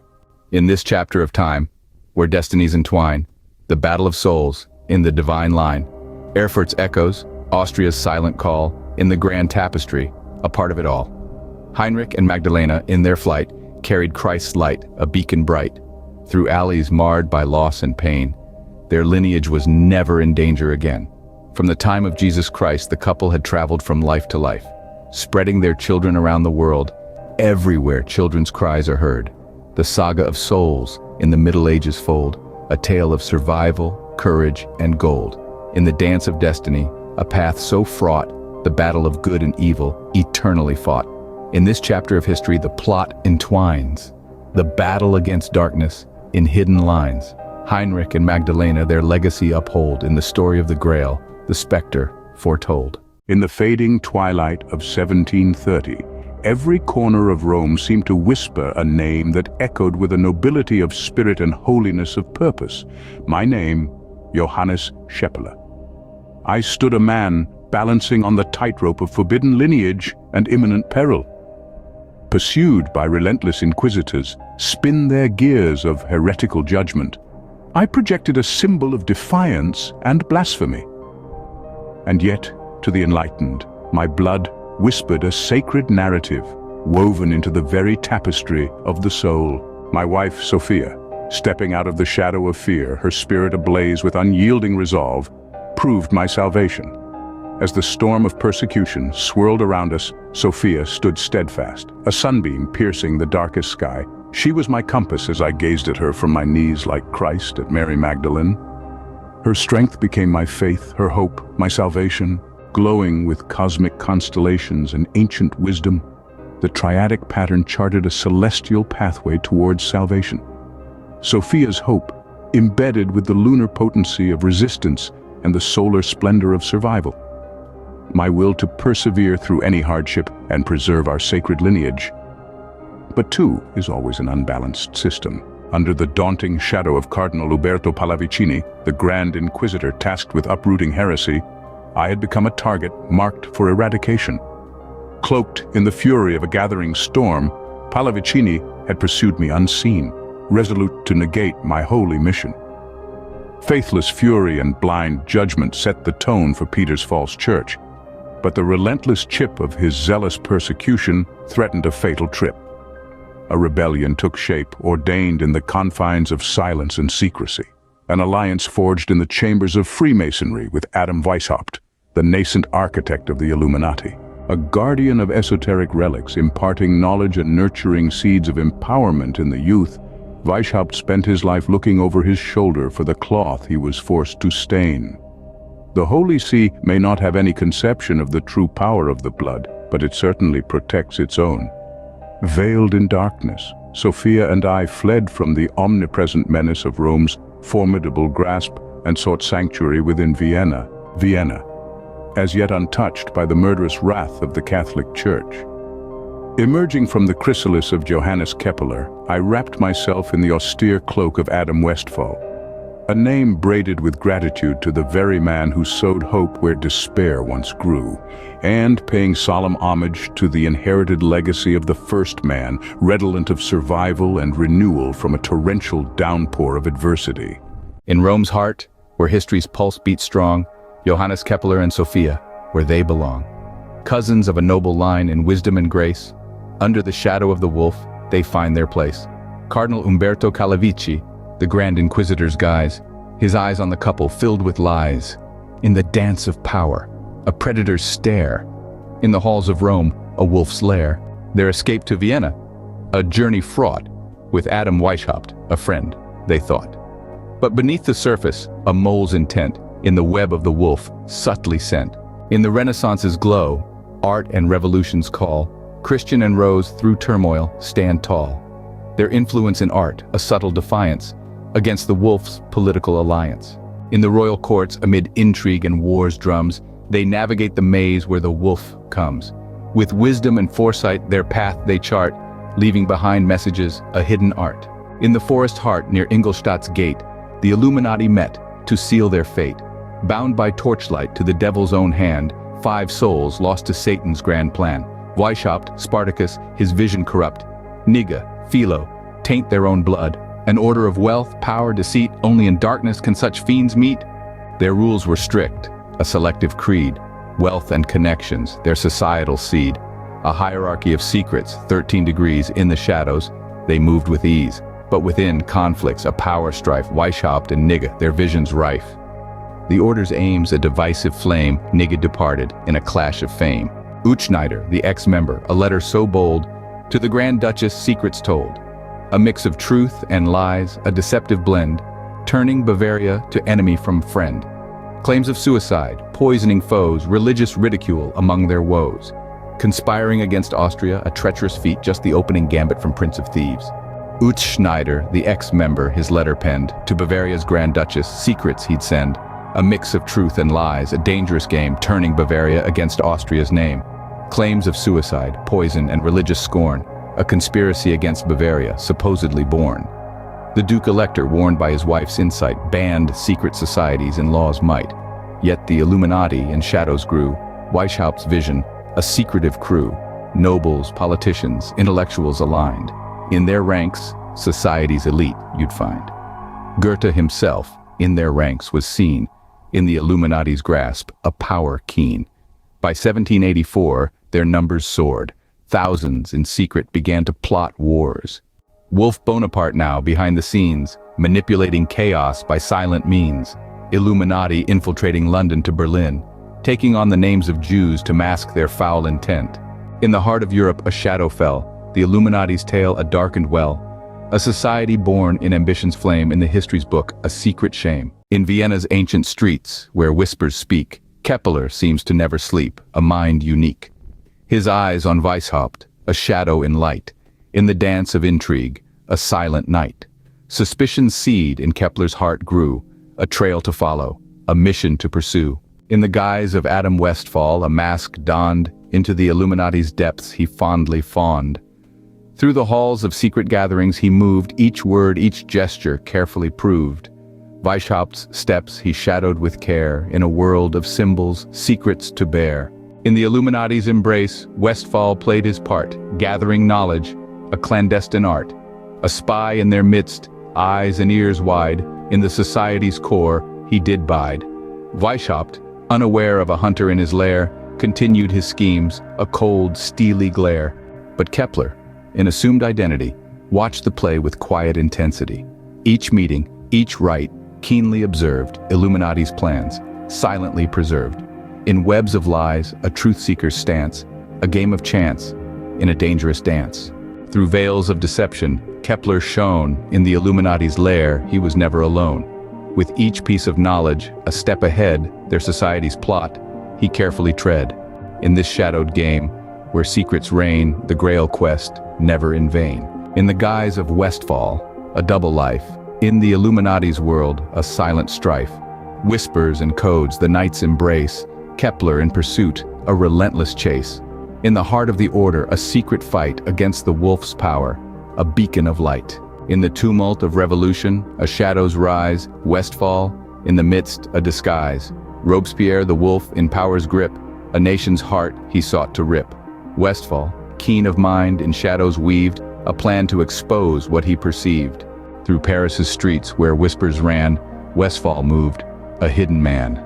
Gathering evidence, a truth to unveil, against the tide he set his sail.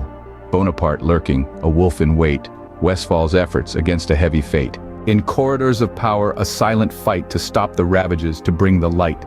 But history's course, a river wild, Robespierre's fall, Bonaparte's child, Westfall's attempts, valiant but vain, in the storm of change, a lasting pain. Through Europe's lands, the wolf's howl. In the shadows, a predator's prowl. Westfall, a sentinel. In the night, a guardian stand for what is right. In the revolution's heart, a struggle unseen, Westfall's quest, where few have been. A battle of wits, a war of minds, in history's pages where truth binds. The wolf of Robespierre, a tyrant's role, in the fabric of time, a darkened hole. Westfall's efforts, a beacon's glow, in the fight against a hidden foe. Though Bonaparte rose in history's stage, Westfall's courage, an eternal page. In the saga of shadows, a hero's tale. In the dance of destiny, a valiant sail. In the heart of DC, where whispers play, a tale unfolds from a bygone day. Marist College, a name whispered soft, holds secrets in the shadows aloft. At 8:15 Varnum, a story's door creaks, a front for the Marists, as history speaks. But delve into records, you'll find no trace of Marist's presence in this place. A children's Bible with tales spun gold, in the Library of Congress its story told. Published in '62 by Milan's Fabri so bold, then by Golden Press and Western as stories unfold. Crispino, a spectre in this narrative dance, passed away silently, leaving but a glance. At Marist, no footprint or even a stance, a phantom in chapters wrapped in mystery's trance. Turn the page and shadows grow, familiar stories under a different glow. Not the Bible as known in the light we know, but tales reshaped in a peculiar show. We seek the definitive with eyes wide, yet in these texts secrets inside. Is it truth reflected, or does deceit hide? In Marist's tale, what does abide? Verse by verse the quest goes deep, for a story of shadows, secrets to keep. Was Marist in DC a facade so steep, a narrative woven in history's sweep? In the embrace of Washington, mystery's seed. A front, perhaps, from the past it freed. Marist's whispers in the wind, a silent creed. No record to be found, the story's lead. A children's Bible with tales anew, under the sky's expansive blue. Claimed by Fabri in '62, then to Golden Press and Western it flew. Crispino fades into the night's embrace. At Marist, no sign, no trace. The address a mystery in this case, or a clue to follow in the chase. Tales canonical to all known, yet this Bible walks paths overgrown. Narratives altered, a mystery sown, what lies beneath still unshown. Wrapped in time's enigmatic guise, a college, a Bible beneath the skies. To uncover the truth, a challenging rise, through the annals of history where the secret lies. To untangle the threads we must endeavor, seeking records in this quest forever.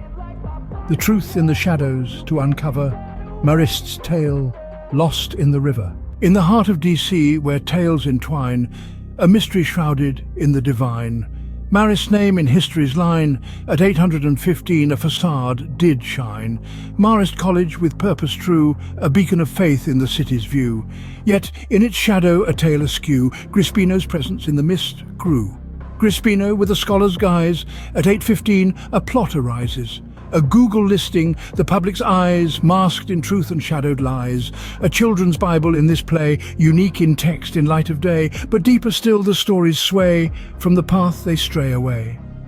As Crispino's life tonight did yield, the listing at 815 was sealed. A revelation once concealed, in death's silence was revealed. What was true and what was feigned? In Crispino's tale, what was gained? Revelations 22 states, I warn everyone who hears the words of the prophecy of this scroll. If anyone adds anything to them, God will add to that person the plagues described in this scroll. And if anyone takes words away from this scroll of prophecy, God will take away from that person any share in the tree of life and in the holy city which are described in this scroll. Please consider this original King James Version quote. And God said, "Let there be a firmament in the midst of the waters, and let it divide the waters from the waters." And God made the firmament, and divided the waters which were under the firmament from the waters which were above the firmament. And it was so. And God called the firmament heaven, and the evening and the morning were the second day. Examining the original King James Version, KJV, quote, as a triad within the logical structures we've been exploring, can offer a profound understanding of the creation narrative, especially in the context of separation and naming, which is pivotal in biblical texts. The triad here involves the act of speaking, separating, and naming, embodying a process of creation that is both physical and metaphysical. Speaking, command. And God said, "Let there be a firmament in the midst of the waters." This initiates the creative act, where the divine command sets the process into motion, emphasizing the power of the spoken word. Separating, action, and let it divide the waters from the waters. And God made the firmament, and divided the waters which were under the firmament from the waters which were above the firmament. The act of separation is both a physical manifestation of God's will and a metaphorical delineation of boundaries, illustrating the organization and structuring of the cosmos. Naming, identity. And it was so, and God called the firmament heaven. The naming of the firmament as heaven is the culmination of this creative act, conferring identity and purpose. It establishes a relationship between the name and the named, imbuing the firmament with its divine significance. Now compare with the Children's Bible version. God said, "Let there be a sky in the midst of the waters, and let it divide the waters from the waters." Then God made the sky, and he separated the waters above from the waters below. God called the sky heaven. And there were evening and morning, the second day. The Children's Bible version simplifies the narrative, focusing on the core elements of speaking, separating, and naming, but with a notable reduction in the complexity and depth of the act. In 65, the path was laid, foundations cast in light and shade, yet beneath the surface alterations made, Grispino's hand deliberately strayed. By 67, with intentions anew, the New Testament's message he did review. But did his revisions misconstrue the sacred text for a view askew? Through the lens of doubt we see Grispino's work, what could it be? Revelation's warning, a key decree, did his revisions set the prophecy free? With each stroke of pen, the risk run high, Grispino's work under scrutiny's eye. Revelation's warning in the sky, a caution for all who on sacred texts ply. The story of Adam and Eve's transgression and the subsequent consequences as narrated in Genesis can be examined through the lens of our triads, providing a structured analysis of the events, actions, and their implications. Cause: disobedience. Adam and Eve's decision to eat from the forbidden tree, despite God's command not to do so. Effect: awareness of nakedness. Their eyes were open to their nakedness, symbolizing a newfound awareness of their vulnerability and mortality. Counteraction: hiding. In response to their shame and newfound awareness, Adam and Eve hide from God, indicating a disruption in the previously harmonious relationship between Creator and creation. Cause of reversion: accusation. When confronted by God, Adam blames Eve, and Eve blames the serpent, showcasing a breakdown in trust and unity among the first humans and creation. Effect of reversion: curses and consequences. God pronounces judgments on the serpent, Eve and Adam, altering their existences and the natural order in profound ways. Counteraction to reversion: divine intervention. Despite the curses, God makes garments for them, an act of care and preparation for their new life outside Eden. Central action: the fall. The act of disobedience serves as a pivot, leading to a fundamental change in the state of humanity and creation. Before the pivot, innocence and obedience. Prior to the fall, Adam and Eve live in a state of innocence, unaware of good and evil, in complete obedience to God. After the pivot, knowledge and separation. Post-fall, they gain knowledge of good and evil, which leads to their separation from Eden and a life of labor and suffering. Blocked potential: eternal life. The potential for Adam and Eve to eat from the tree of life and live forever is blocked by their expulsion from Eden. Cause of blockage: disobedience and its recognition. Their act of disobedience and the subsequent realization of their nakedness prompt God to prevent them from accessing eternal life. Result of blockage: mortality. Their mortality is affirmed, and they must live a life of toil outside of paradise until they return to dust. Combined actions: disobedience, blame, judgment. The disobedience of Adam and Eve, followed by the blame game and God's judgment, converge to redefine humanity's role in the world. Outcome: human condition. This convergence results in the human condition characterized by labor, pain in childbirth, and the struggle between good and evil. Reflection: expulsion from Eden. The expulsion from Eden and the guarding of the tree of life reflect the culmination of these actions, sealing humanity's fate to know good and evil. In the silent corridors of Streamwood's halls, my reality started to fray, a journey of self-discovery. In the shadows of paranoia's sway, unknown, mysterious, this facility, a crucible of my soul's transformation. In uncertainty's embrace, I sought my own salvation. Dimly lit pathways, where real and unreal imbalance danced, tested the threads of my sanity, intricately lanced. Isolating yet introspective, a stark reflection of my inner fight. My great-grandfather's cryptic diary in chaos's night, a guiding light. Each day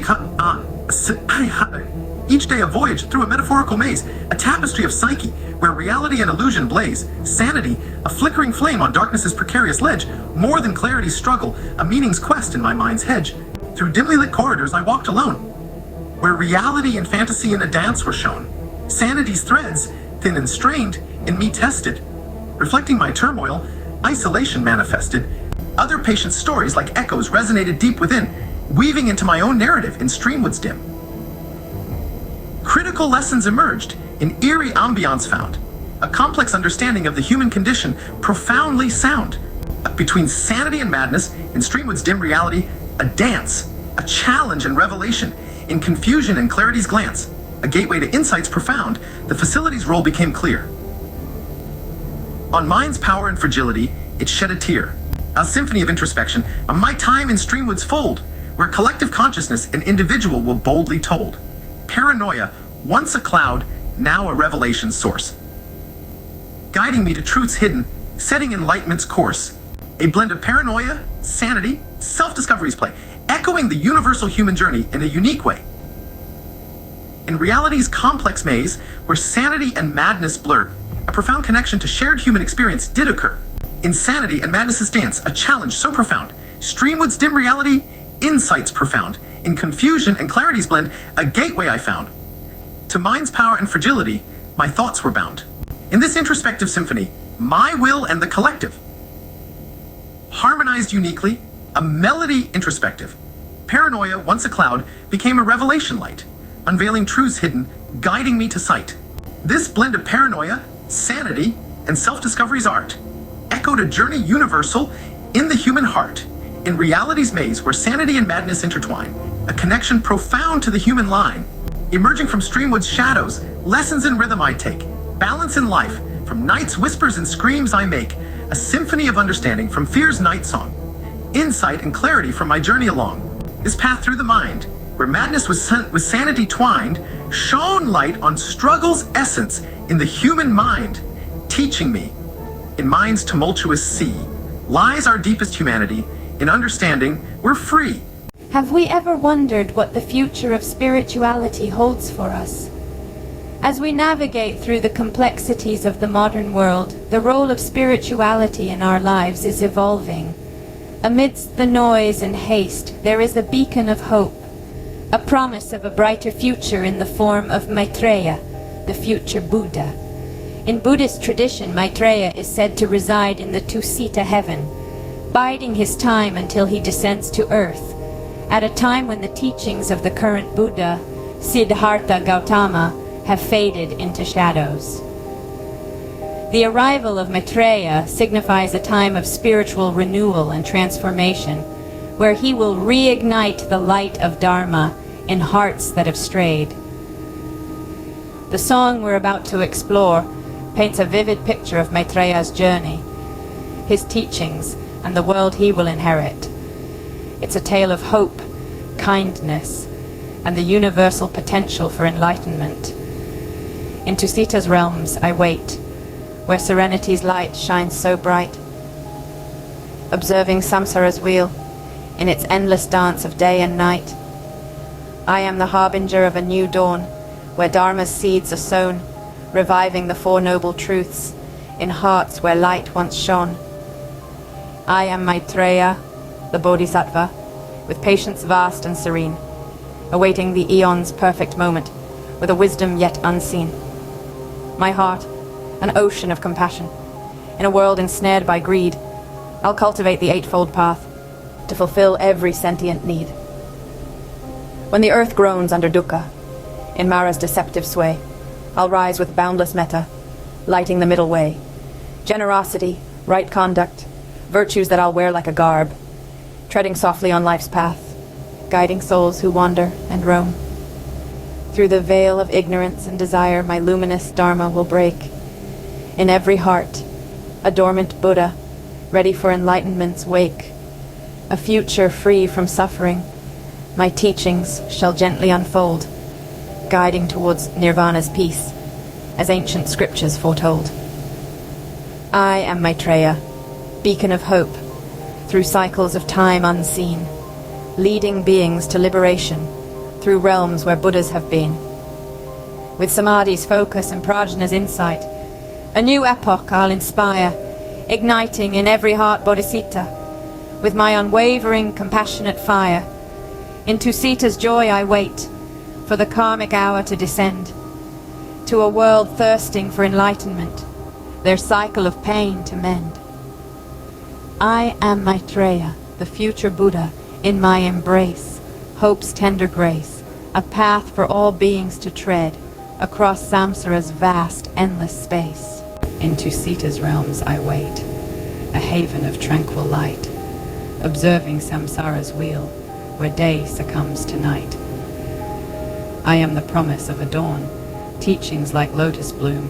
In a world forgetting the path, I'll end the cycle of gloom. I am Maitreya, the future Buddha, patience my guiding star, awaiting the karmic moment to descend from realms afar.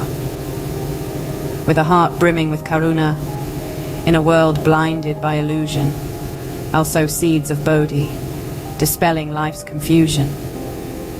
When the earth is mired in dukkha and spirits lose their way, I'll emerge with metta and satya to illuminate the noble day.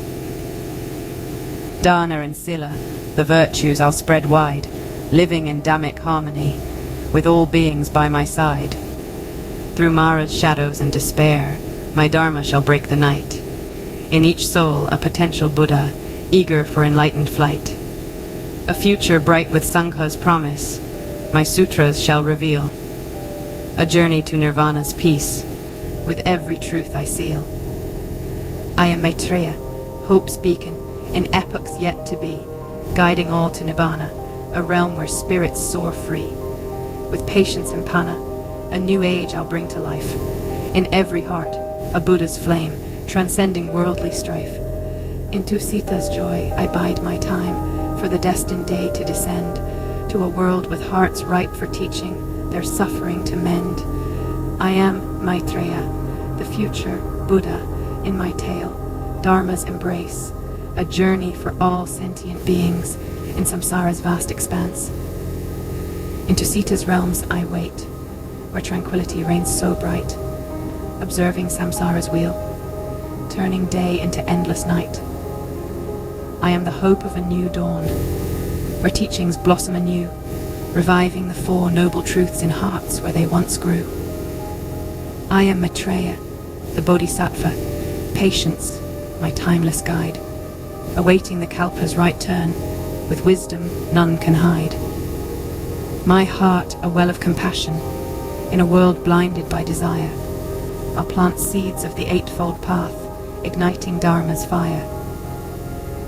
When the earth cries out in pain, and Mara's shadows play, I'll emerge with loving kindness, illuminating the middle way. Generosity, moral conduct, virtues I'll embody and share, walking in gentle footsteps, a world under my mindful care. I am Maitreya, the promised one, with patience in my gaze. Maitreya, a figure revered in Buddhist eschatology, is the embodiment of the Buddha to come. His name means the loving one, a testament to the kindness and generosity that he represents.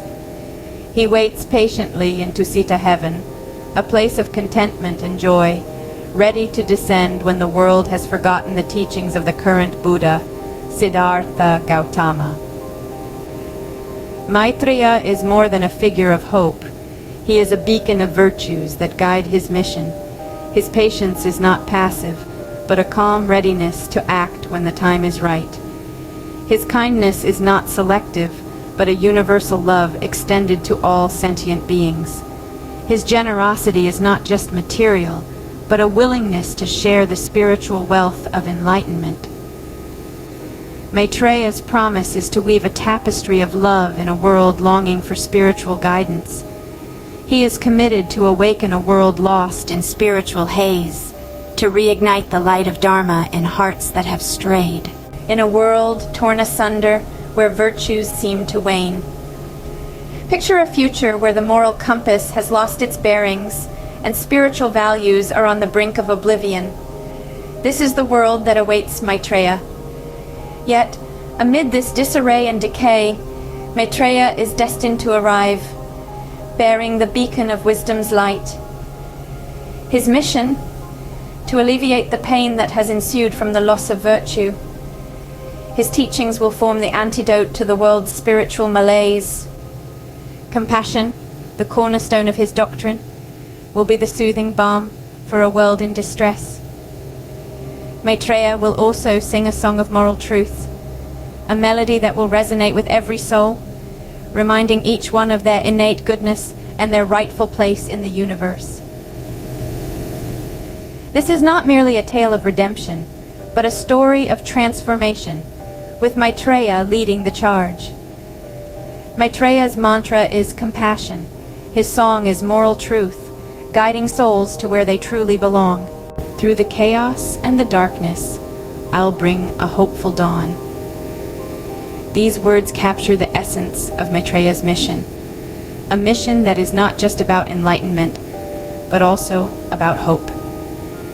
In the face of uncertainty and despair, Maitreya promises a new beginning, a dawn that brings with it the warmth of hope and the light of wisdom. His teachings, while simple, carry a profound message. They remind us that even in the darkest of times, there is a light within each of us, a seed of potential that is waiting to be nurtured. This light is our inherent Buddha nature, the essence of who we truly are, beyond our fears and insecurities. Maitreya's teachings are not just for a select few. They are meant to reach every corner of the earth. They transcend cultural, religious, and socio-economic barriers, reaching out to everyone, regardless of their circumstances. In every heart, a seed of light is waiting to be born, and Maitreya's loving hand will nurture it. Into Sita's joy I linger, for the perfect time to arise. These are the words of Maitreya, the future Buddha, who currently resides in the blissful realm of Tusita heaven. This is a place of divine contentment, a celestial abode where time passes differently than on earth. It is here that Maitreya waits for the moment when he will descend to our world, bringing with him a new dawn of wisdom and spiritual enlightenment. The promise of Maitreya is much more than a mere prophecy. It is a beacon of hope, a testament to the transformative power of the Buddha's teachings. His story is a vivid reminder that no matter how bleak the world may seem, there is always a glimmer of light at the end of the tunnel. In Buddhist eschatology, Maitreya's arrival signifies a time of renewal. He will appear when the teachings of the current Buddha, Siddhartha Gautama, have been forgotten. His mission will be to restore the Dharma, the universal truth, to its purest form and guide all sentient beings towards enlightenment. But the essence of Maitreya's promise lies not just in the restoration of spiritual wisdom. It is deeply rooted in the belief that every being has the potential to awaken to their Buddha nature. Regardless of one's past, every individual has the capacity for profound transformation. This is the essence of Maitreya's message, the heart of his promise. Maitreya's journey is not his alone. He symbolizes the collective journey of all sentient beings towards spiritual awakening. It is, in essence, a promise to us all. A promise that no matter how far we may have strayed, there is always a path that leads back to the light, a path towards enlightenment. As we navigate through our own lives, let us keep the promise of Maitreya in our hearts. Let it serve as a reminder that we are all capable of change, of growth, and of spiritual awakening. As Maitreya, the future Buddha, his promise lies not just in his journey, but in each of our potential to attain enlightenment. May we all find our paths and embrace the journey towards enlightenment. After all, the promise of Maitreya is a promise to us all. Through ignorance and craving, my radiance shall pierce the night. In every heart, a latent Buddha, yearning for enlightenment's light. A future where dukkha ceases, my teachings like lotus unfold. A journey towards nirvana in ancient scriptures foretold. I am Maitreya, the beacon of hope, for cycles yet unseen, guiding souls to liberation in realms where I have been. With mindful steps and right view, a new era I'll inspire. In every heart, Bodhisattva awakens, fueled by my tireless fire. Into Sita's bliss I abide, awaiting the moment to descend to a world ripe for awakening, their suffering to end. I am Maitreya, the future Buddha, bearer of hope's gentle grace, a path for all sentient beings in samsara's vast embrace. Imagine a life of ordinary obscurity, until one day you're thrust into a world of hidden secrets and ancient mysteries. This is the destiny of the last descendant, an everyday individual living an unassuming life. They are the embodiment of the reluctant hero, unaware of the magnitude of their inheritance. The day-to-day grind, the common struggles, the joys and sorrows of an average existence mask a profound potential that lies dormant within them. This potential is represented by the metaphor of a key. Not a physical key, but a symbolic one. A key that can unlock the most puzzling enigmas, reveal the most profound truths, and guide us on the universal quest for understanding. This key symbolizes the unlocking of one's true purpose. It's an emblem of a journey from ignorance to enlightenment, a metaphor for the path each of us treads as we discover and embrace our inner potential. The last descendant is the bearer of this key, the custodian of arcane secrets, the holder of a destiny far greater than they ever imagined. But as of now, they remain oblivious to their role in the grand scheme of things, unaware that they are the linchpin in a narrative that will span the realms of the mundane and the mystical. Our last descendant, unbeknownst to them, holds the key to a world far beyond the ordinary. Suddenly, our unassuming hero becomes the target of unseen factions, each with their own agenda. The last descendant, once an ordinary individual, now finds themselves in the eye of a storm, a figure shrouded in shadows, and the pivot on which the scales of destiny balance. Like a chessboard, the world around them becomes a battleground of wits, strategies, and power plays. The factions, diverse and complex, each bear their own motivations, their own stakes in the game.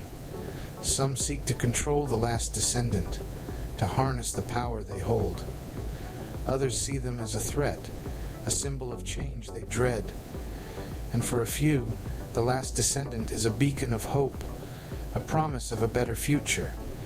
Yet amidst this whirlpool of external forces, the last descendant stands firm. They are no puppet to be manipulated by the strings of destiny.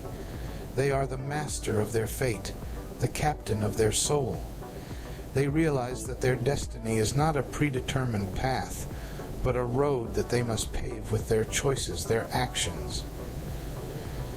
This realization is the first step in understanding the true nature of free will. The last descendant begins to see that they are not just a passive observer in the grand theater of life. They are a participant, an actor, and their decisions can shape the course of their destiny. This conflict between destiny and free will is not just a personal struggle for the last descendant. It's a universal question, a theme that resonates with each and every one of us. How much control do we truly have over our lives? Are we merely swept along by the currents of fate, or can we steer our own course? In the heart of this storm, the last descendant stands poised on the brink of an extraordinary journey. They are no longer the unassuming individual they once were. They carry the weight of a great legacy and the hope of a better future.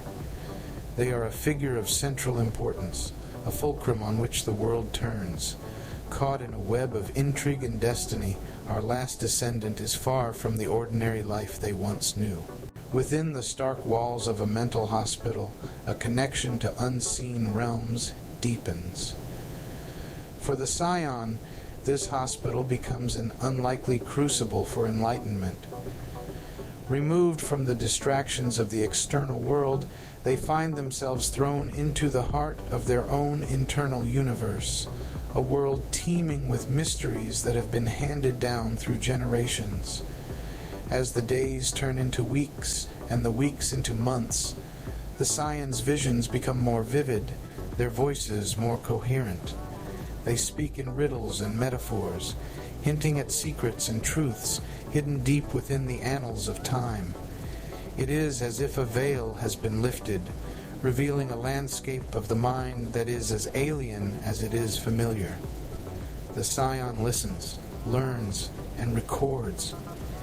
Every vision, every whisper is a piece of a puzzle, a strand in a tapestry that is slowly but surely taking shape. The visions are cryptic, yes, but they are also enlightening. They hint at a world beyond the mundane, a world where the divine and the mortal intertwine. In the solitude of confinement, the Scion begins to understand the magnitude of their inheritance. They are not just a descendant of Christ. They are the custodian of a legacy that spans centuries, the bearer of secrets that could change the course of history. And so, amidst the trials of their confinement, a plan begins to form. A plan to unveil the ancient mysteries contained within the ancestral scroll. A plan that is not born of mere fantasy, but of a deep understanding of the task at hand, of the challenges that lie ahead, and of the key individuals who would be instrumental in deciphering the scroll's secrets. Every detail is meticulously planned, every step carefully considered. The Scion may be confined, but their mind is free, and it is within this freedom that they find their purpose. They are no longer just a patient in a mental hospital. They are a planner, a strategist, a visionary. In the solitude of confinement, a plan takes shape, a plan to unlock secrets as old as time itself. It is here, in the crucible of enlightenment, that the Scion's journey truly begins. Out of trials and tribulation, a meticulously crafted plan emerges. This is the story of the Scion, the last descendant of Christ, and the grand strategy they developed within the stark walls of a mental hospital. As the Scion's understanding of their unique lineage deepened, so too did their comprehension of the monumental task that lay before them. The ancestral scroll they inherited was not just a relic of the past, but a cipher holding the keys to ancient wisdom. To unlock its secrets, the Scion realized they would need to gather a team of individuals, each with their unique abilities and insights to aid in this monumental task. This was not a decision made on a whim. It was a strategy born out of necessity. The Scion, confined and isolated, had the time and solitude to carefully consider each step of their plan. They knew that the path to enlightenment was fraught with challenges, not just for them, but for those who would join them in this quest. The Scion's strategy was twofold. First, they had to identify the key individuals who would become players in this grand narrative. These individuals were not chosen randomly. They were selected based on their abilities, their willingness to question, and their courage to confront the unknown. Secondly, the Scion had to devise a way to navigate the obstacles laid out by destiny. This was no easy task. The Scion understood that their journey would be filled with trials, tests of faith, and moments of doubt. But they also knew that every challenge overcome would bring them one step closer to unlocking the wisdom contained within the scroll. But this was not just about the Scion's personal journey. The grand strategy was designed to set the stage for a larger narrative, a live-action role-playing game that would draw others into this quest for truth. This game was not just about finding the answers hidden in the scroll. It was about challenging perceptions, questioning reality, and ultimately discovering one's own inner potential. The Scion, once confined, now holds a master plan that could change the course of history. The grand strategy is set, the players are chosen, and the game is about to begin. And at the heart of it all is the Scion, the key holder who holds the potential to unlock a world of ancient wisdom and change the course of history forever. Freed from confinement, the Scion steps onto a stage where the line between the mundane and the mystical blurs. The world as we know it transforms into a living, breathing theater of the extraordinary. The plan, meticulously crafted within the stark confines of the hospital, now begins to unfurl with the precision of a grand masterstroke. The Scion, having emerged from the crucible of enlightenment, is no longer a mere figure in the shadows. They have become the architect of a narrative that is as captivating as it is enigmatic. They reach out to the chosen few, those who are destined to become pivotal players in this unfolding drama. This is a world that is both familiar and alien. It is our world, yet it is not. It is a world where ancient secrets lie hidden beneath the veneer of modern life, where the ordinary is merely a facade for the extraordinary. It is a world that straddles the line between reality and mystery, a world that challenges our perceptions and forces us to question what we know. The Scion's plan, as if guided by an unseen hand, begins to weave together the threads of this world, creating a tapestry of intrigue and adventure. The players, drawn into this narrative, find themselves on the brink of a journey that promises not only to unveil hidden truths, but also to foster personal growth and self-discovery. This is a world where the past and the present intertwine, where the sacred and the profane coexist. It is a world where every turn reveals a new challenge, a new puzzle to be solved. It is a world that demands courage, intelligence, and above all, an open mind.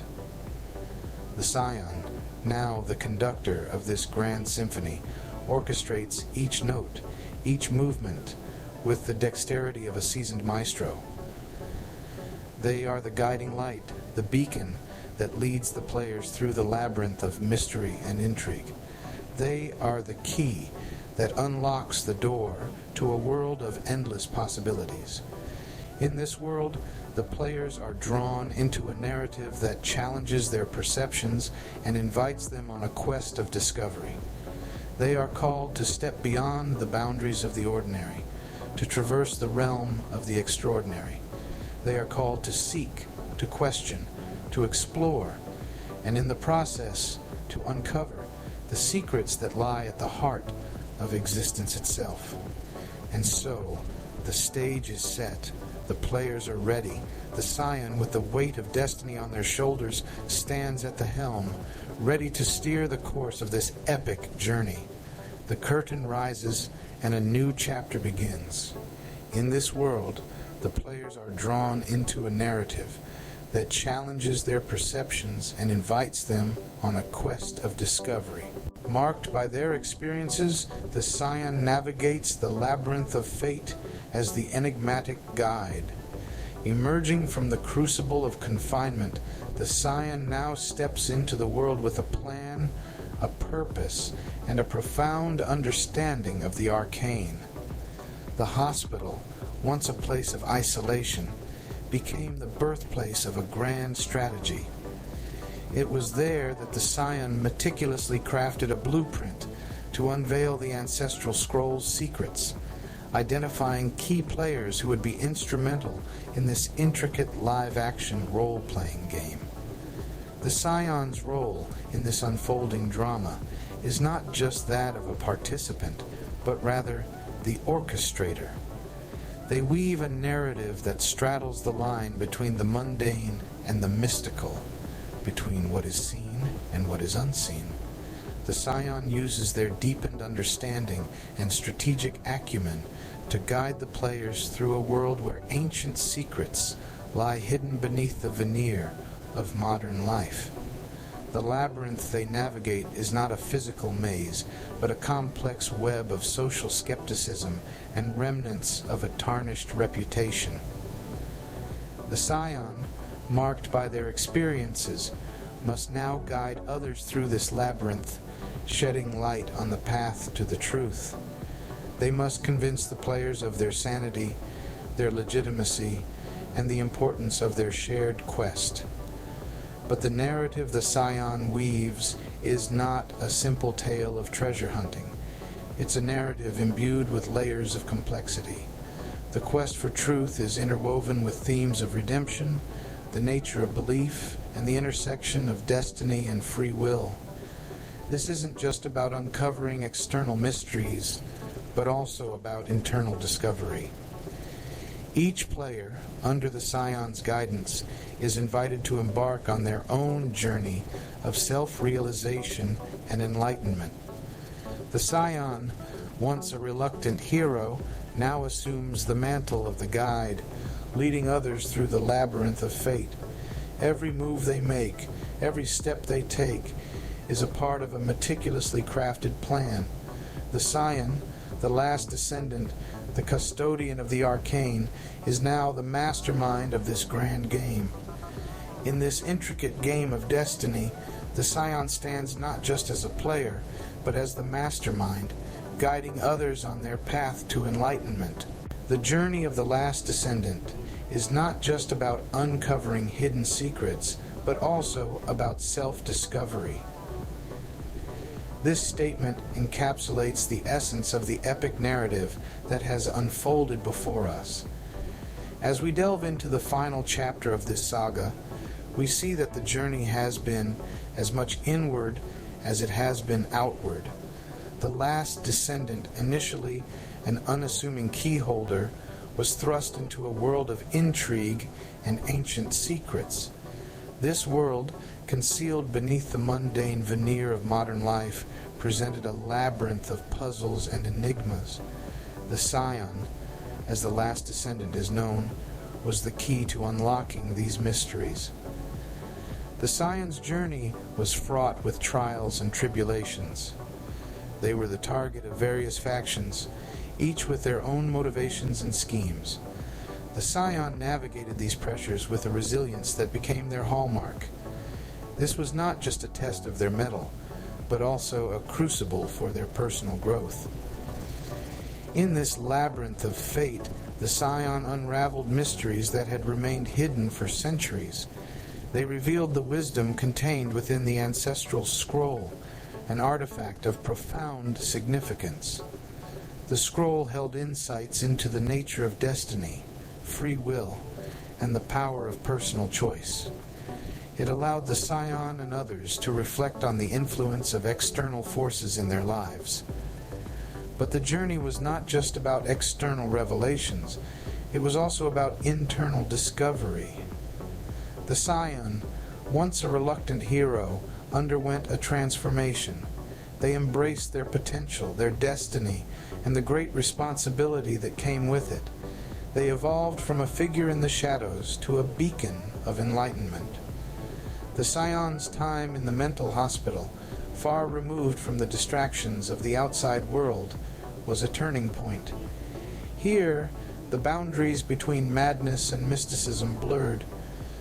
The scion's visions coalesced into a coherent vision, a grand strategy to unveil the ancient mysteries. This strategy was not a figment of their imagination, but a meticulously crafted plan. It was a plan that transformed perceived insanity into a profound purpose. Upon release, the scion set this plan into motion. They reached out to key individuals who would become pivotal players in the unfolding narrative. These players were drawn into a narrative that challenged their perceptions of reality. They embarked on a quest that was as much about uncovering external mysteries as it was about internal discovery. The scion, now an enigmatic guide, navigated the labyrinth of social skepticism and the remnants of their tarnished reputation.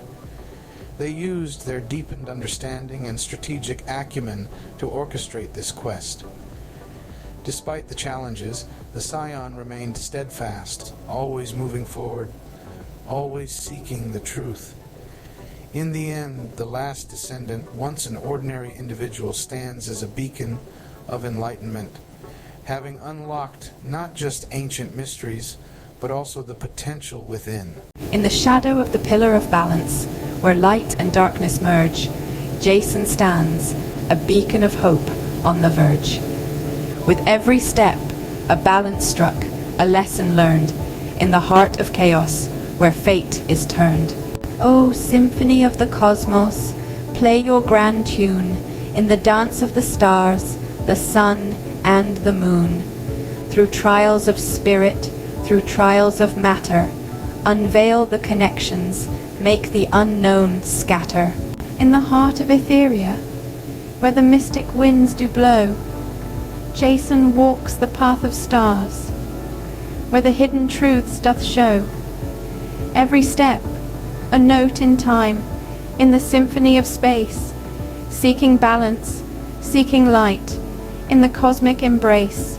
Symphony of the cosmos, where dreams and reality intertwine, harmony's seeker in the dance of the divine. Through the pillar of balance, to the oracle's dual sight, in every reflection, in every light, finds the might. Past the mirror of truth, where the self and soul collide, faces trials of spirit, where the deepest fears reside. With every choice, a melody in the grand design, uncovering connections in the intricate divine.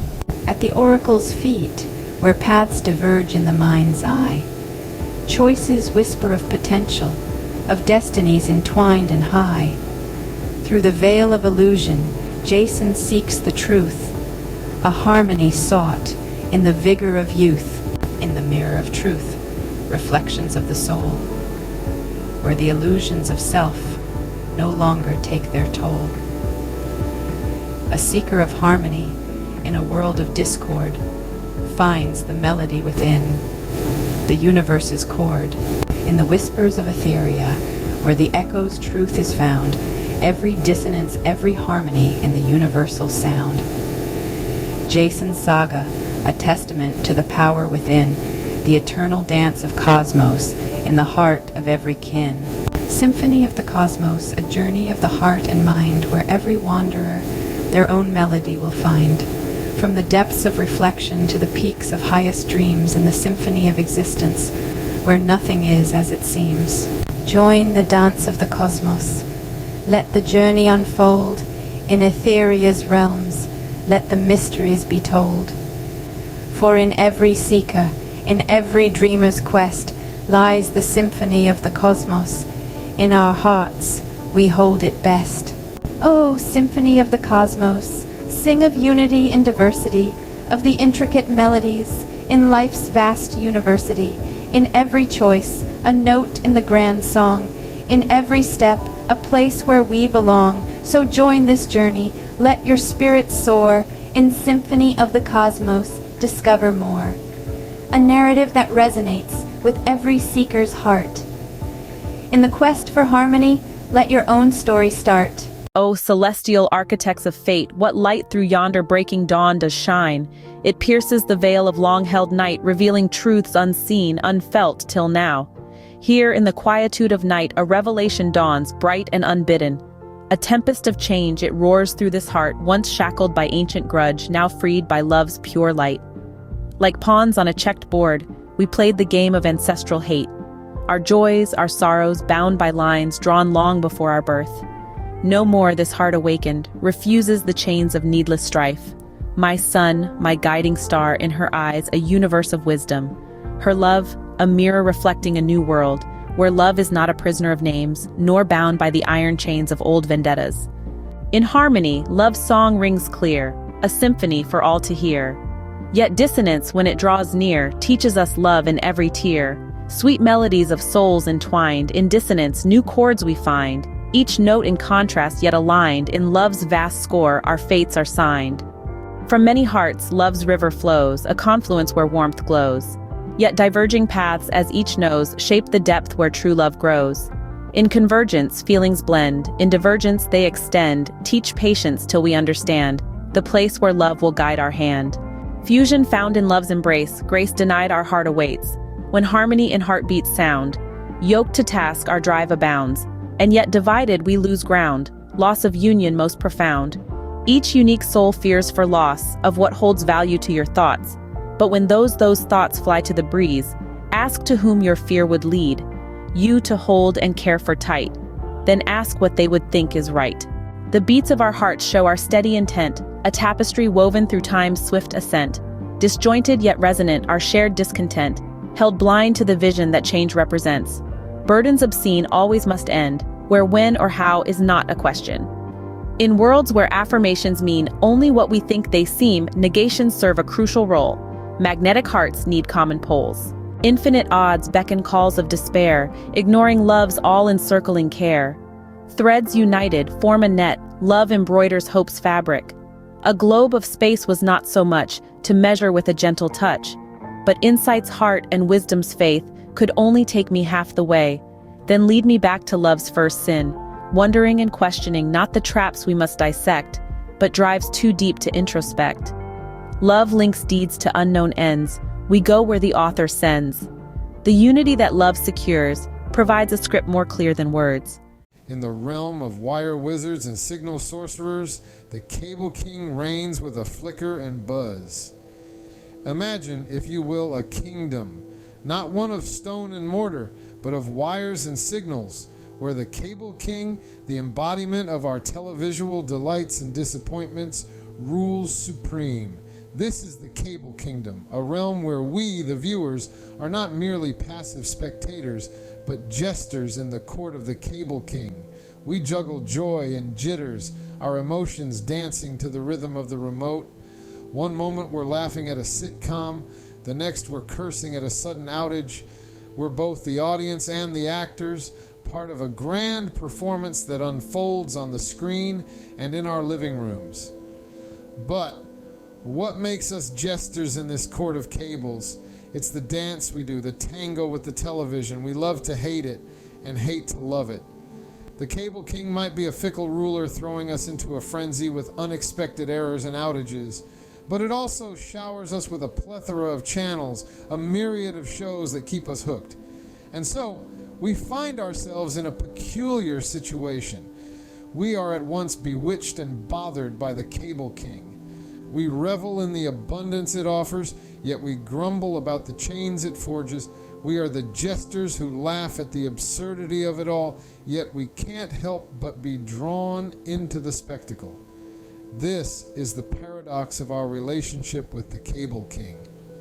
We complain about the high charges, the contracts that bind us like ancient curses, yet we can't seem to let go.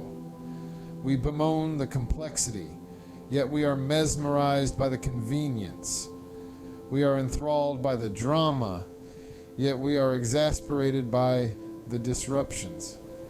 In this grand theater of the absurd, we're both fans and vandals, juggling remotes in a circus of channels. And as we twirl and tumble in this love-hate tango with the Cable King, we can't help but wonder, are we the jesters in this court, or are we the ones being played? Our love-hate tango with the Cable Kingdom twirls as we bemoan yet binge-watch with glee. It's a paradox, really, this dance we do with the cable monarch. We revel in modern comfort, the myriad channels at our fingertips. Yet we're ensnared by ancient curses, the frustration of outages, hidden fees, and customer service woes. It's a sitcom of service issues, a tragic comedy of connection errors. The cable scepter's sway is hypnotic, luring us into a state of sofa serfdom. We're spellbound, captivated by the flicker and buzz of the screen. Our hands clutch the remote as if it were the Cable King's scepter itself, commanding the channels, pausing the plots, fast-forwarding the boring bits. Yet, the more we wield this power, the deeper we sink into the plush cushions of our couches. It's a comfortable captivity, a velvet prison of our own making. But then the static stirs the quiet rebellion. The uprising of the remote rebels begins. We're fed up with the Cable King's reign, tired of his tricks, his teasing signals, and his tendency to disappear just as our favorite show reaches its climax. We rise against the Cable Kingdom, armed with our remotes and a burning desire for uninterrupted quality entertainment. We quest for streaming sovereignty, seeking refuge in the realms of Netflix, Hulu, and Amazon Prime. Yet, the cable crown's convenience lures us back into its court, the promise of hundreds of channels, the thrill of live sports, and the nostalgia of traditional TV. These are the sirens that call us back to the Cable Kingdom. And we return, time and again, drawn by the familiar flicker and buzz of the Cable King's reign. We are jesters in the court of the Cable King, juggling joy and jitters, love and loathing. We are the characters in this farce, amused by trials, yet engaged with zeal. We mock the hidden fees, the outages, the absurdity of it all. Yet we remain, bound by the cable's charm, captivated by its convenience. Round and round we go, in a merry-go-round of megabytes and melodramas. These screen skirmishes incite quests for streaming sovereignty, yet the cable crown's convenience lures us back into its court. A curious paradox, isn't it? We yearn for freedom, for the liberty to surf the streaming seas at our leisure. Yet we find ourselves ensnared in the chains of channel surfing, tossed about in the stormy seas of signal snags.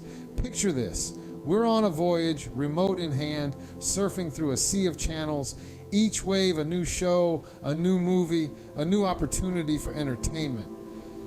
But then the signal snags, the screen freezes, the voyage is disrupted. The sea, once a source of entertainment, becomes a stormy battleground. The skirmish has begun, and what's our weapon in this battle? The remote. Our shield?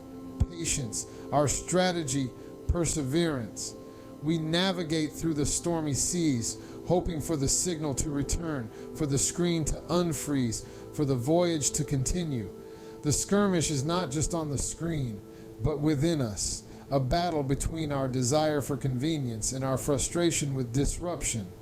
Now, imagine a world where the wizardry wires wane, a world where we are not bound by the chains of channel surfing, a world where we can surf freely, unencumbered by signal snags. Would our surfing shift? Would the stormy seas calm? Would the skirmishes cease? Perhaps. But let's not forget, in the court of the Cable King, we are jesters, juggling joy and jitters. Yes, we juggle. We juggle the joy of having channels more than stars in the sky, of having a world of entertainment at our fingertips, and we juggle the jitters, the frustration of signal snags, the annoyance of hidden fees, the dread of customer service calls. We juggle because that's what jesters do. Thus, in the court of the Cable King, we are jesters juggling joy and jitters. A paradox, a comedy, a drama, a saga. Our saga, the saga of the screen skirmishes. And so, we continue to juggle, to battle, to surf. For in the realm of wire wizards and signal sorcerers, the screen skirmishes continue. In this digital drama, our channel-chasing craving is the pivot between cable's charm and the crescendo of customer cries. Indeed, there's a certain allure to the screen sovereign, a magnetic pull that draws us in. It's the promise of endless entertainment, the multitude of channels, each brimming with its unique flavor of stories and shows. From the thrilling suspense of crime dramas to the heartwarming tales of sitcoms, the Cable King offers a smorgasbord of choices.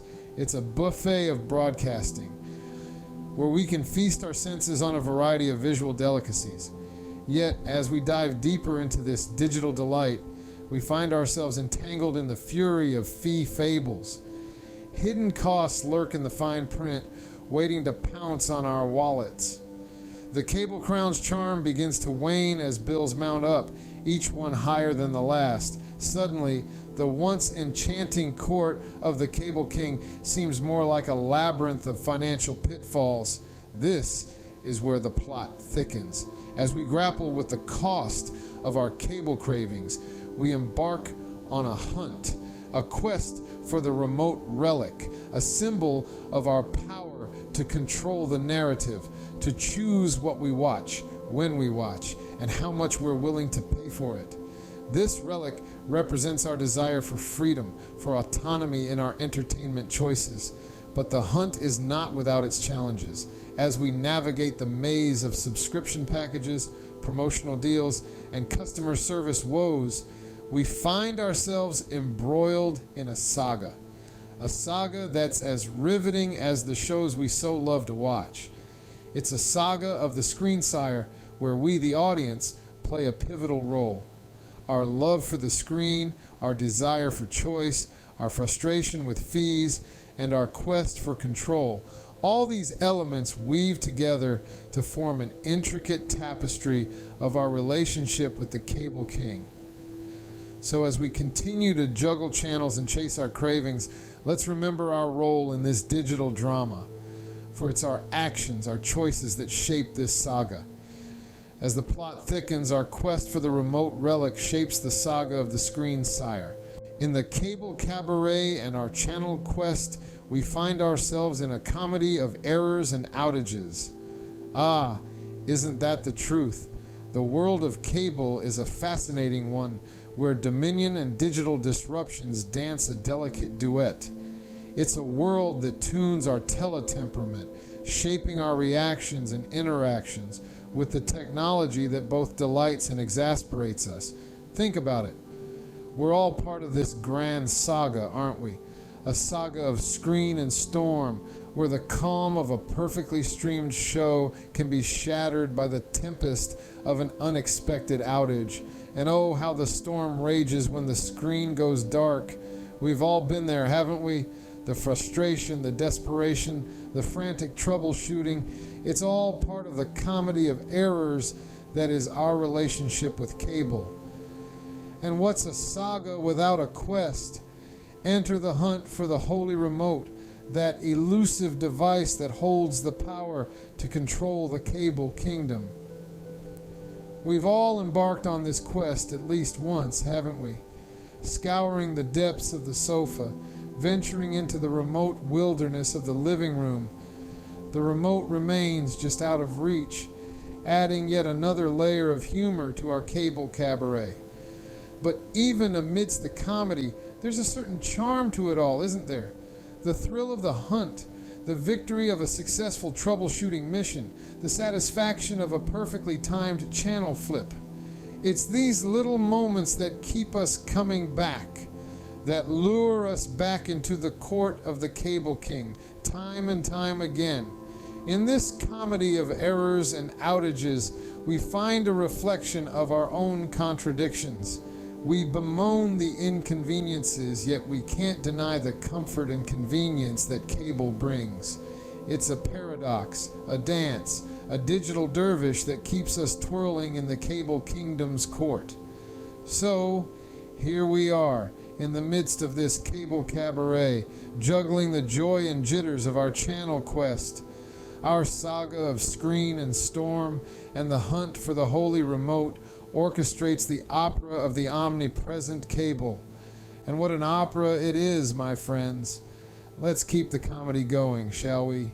In the digital age's ironic twist, where disdain blooms against cable's reign, witness the jest, O lords of the wire, as frustrations mount and tempers strain. Welcome to our modern saga of love and loathing, where our hearts are tightly bound by the cords of the Cable Kingdom. This is a world where the remote control is both our scepter and our shackles, a world where we are both the monarchs and the jesters. Let's venture into the heated fervor of customer service battlegrounds, where the Cable Kingdom's subjects voice their grievances. Here, the paradox of our relationship with the Cable King becomes evident. We grumble about the outages, the hidden fees, and the labyrinth of contracts, yet we are reluctant to sever the cord that binds us to the throne. In the grand theater of the absurd, we are both fans and vandals. We bemoan the Cable King's reign, yet we revel in the convenience it offers. We curse the King's outages, yet we eagerly await the restoration of service. We complain about the King's hidden fees, yet we continue to pay our monthly tribute. This is the paradox of the Cable Kingdom, a kingdom where we are both the captors and the captives. We are ensnared in the King's net of channels, yet we are the ones who wield the remote control. We are entrapped in the King's web of contracts, yet we are the ones who sign on the dotted line. In this paradoxical kingdom, we find ourselves pirouetting on the tightrope of modern comfort and ancient curses. On one side, we have the comfort of the Cable King's convenience. On the other side, we have the curses of the King's outages, hidden fees, and binding contracts. With disdain yet dependence, in your narrative, we play our art. In the digital drama's quirky play, where cables tangle in comedic ballet, we find ourselves entwined in a dance of contradictions. We are the jesters juggling joy and jitters, the dancers twirling in a tango of trials and triumphs. Such is the paradox of the Cable Kingdom, a kingdom where we are both the rulers and the ruled. For it's a tale of screen-lit love-hate, where the wired hearts beat in syncopated rhythm. Welcome to the farce of the Cable Kingdom. This is a comical drama that unfolds in our living rooms, where we the viewers groan and grumble at the cable's whims, yet we continue to display our fealty. We are the jesters and the subjects in this kingdom, bound by the cable's reign, yet quick to ridicule its every stumble. The Cable Kingdom, with its flickering screen sovereignty, invites us into its court. It lures us with a smorgasbord of channels, each one promising an escape into a different world. Yet, we often find ourselves tangled in a web of signal snags and service woes. We moan about the outages, grumble about the hidden charges, and lament the customer service battlegrounds. But here's the twist in our tale. As much as we complain, we find ourselves drawn back into the cable's court. The convenience it offers is a siren call we can't resist. With a click of a button, we can dive into a sea of entertainment. Even as we curse the cable, we are paradoxically bound to it, our remote-wielding hands testament to our enduring alliance. This is the peculiar part we play in the saga of the Cable Kingdom. We are its biggest critics and its faithful subscribers, its detractors and its allies. We bemoan its reign, yet we are captivated by its offerings. In the heart of this contradiction, the cable's saga unfolds. It's a peculiar dance, a love-hate tango that we twirl in, caught in the cable's hypnotic sway. As we navigate the stormy seas of signal snags and service woes, we are both fans and vandals in the grand theater of the absurd. The Cable Kingdom's grip forges chains of channel surfing, sailing us into the farce of modern comfort and ancient curses. For we are the audience captive, your detractor, your subscriber, your reluctant ally. In the heart of this contradiction, your saga unfolds our peculiar part.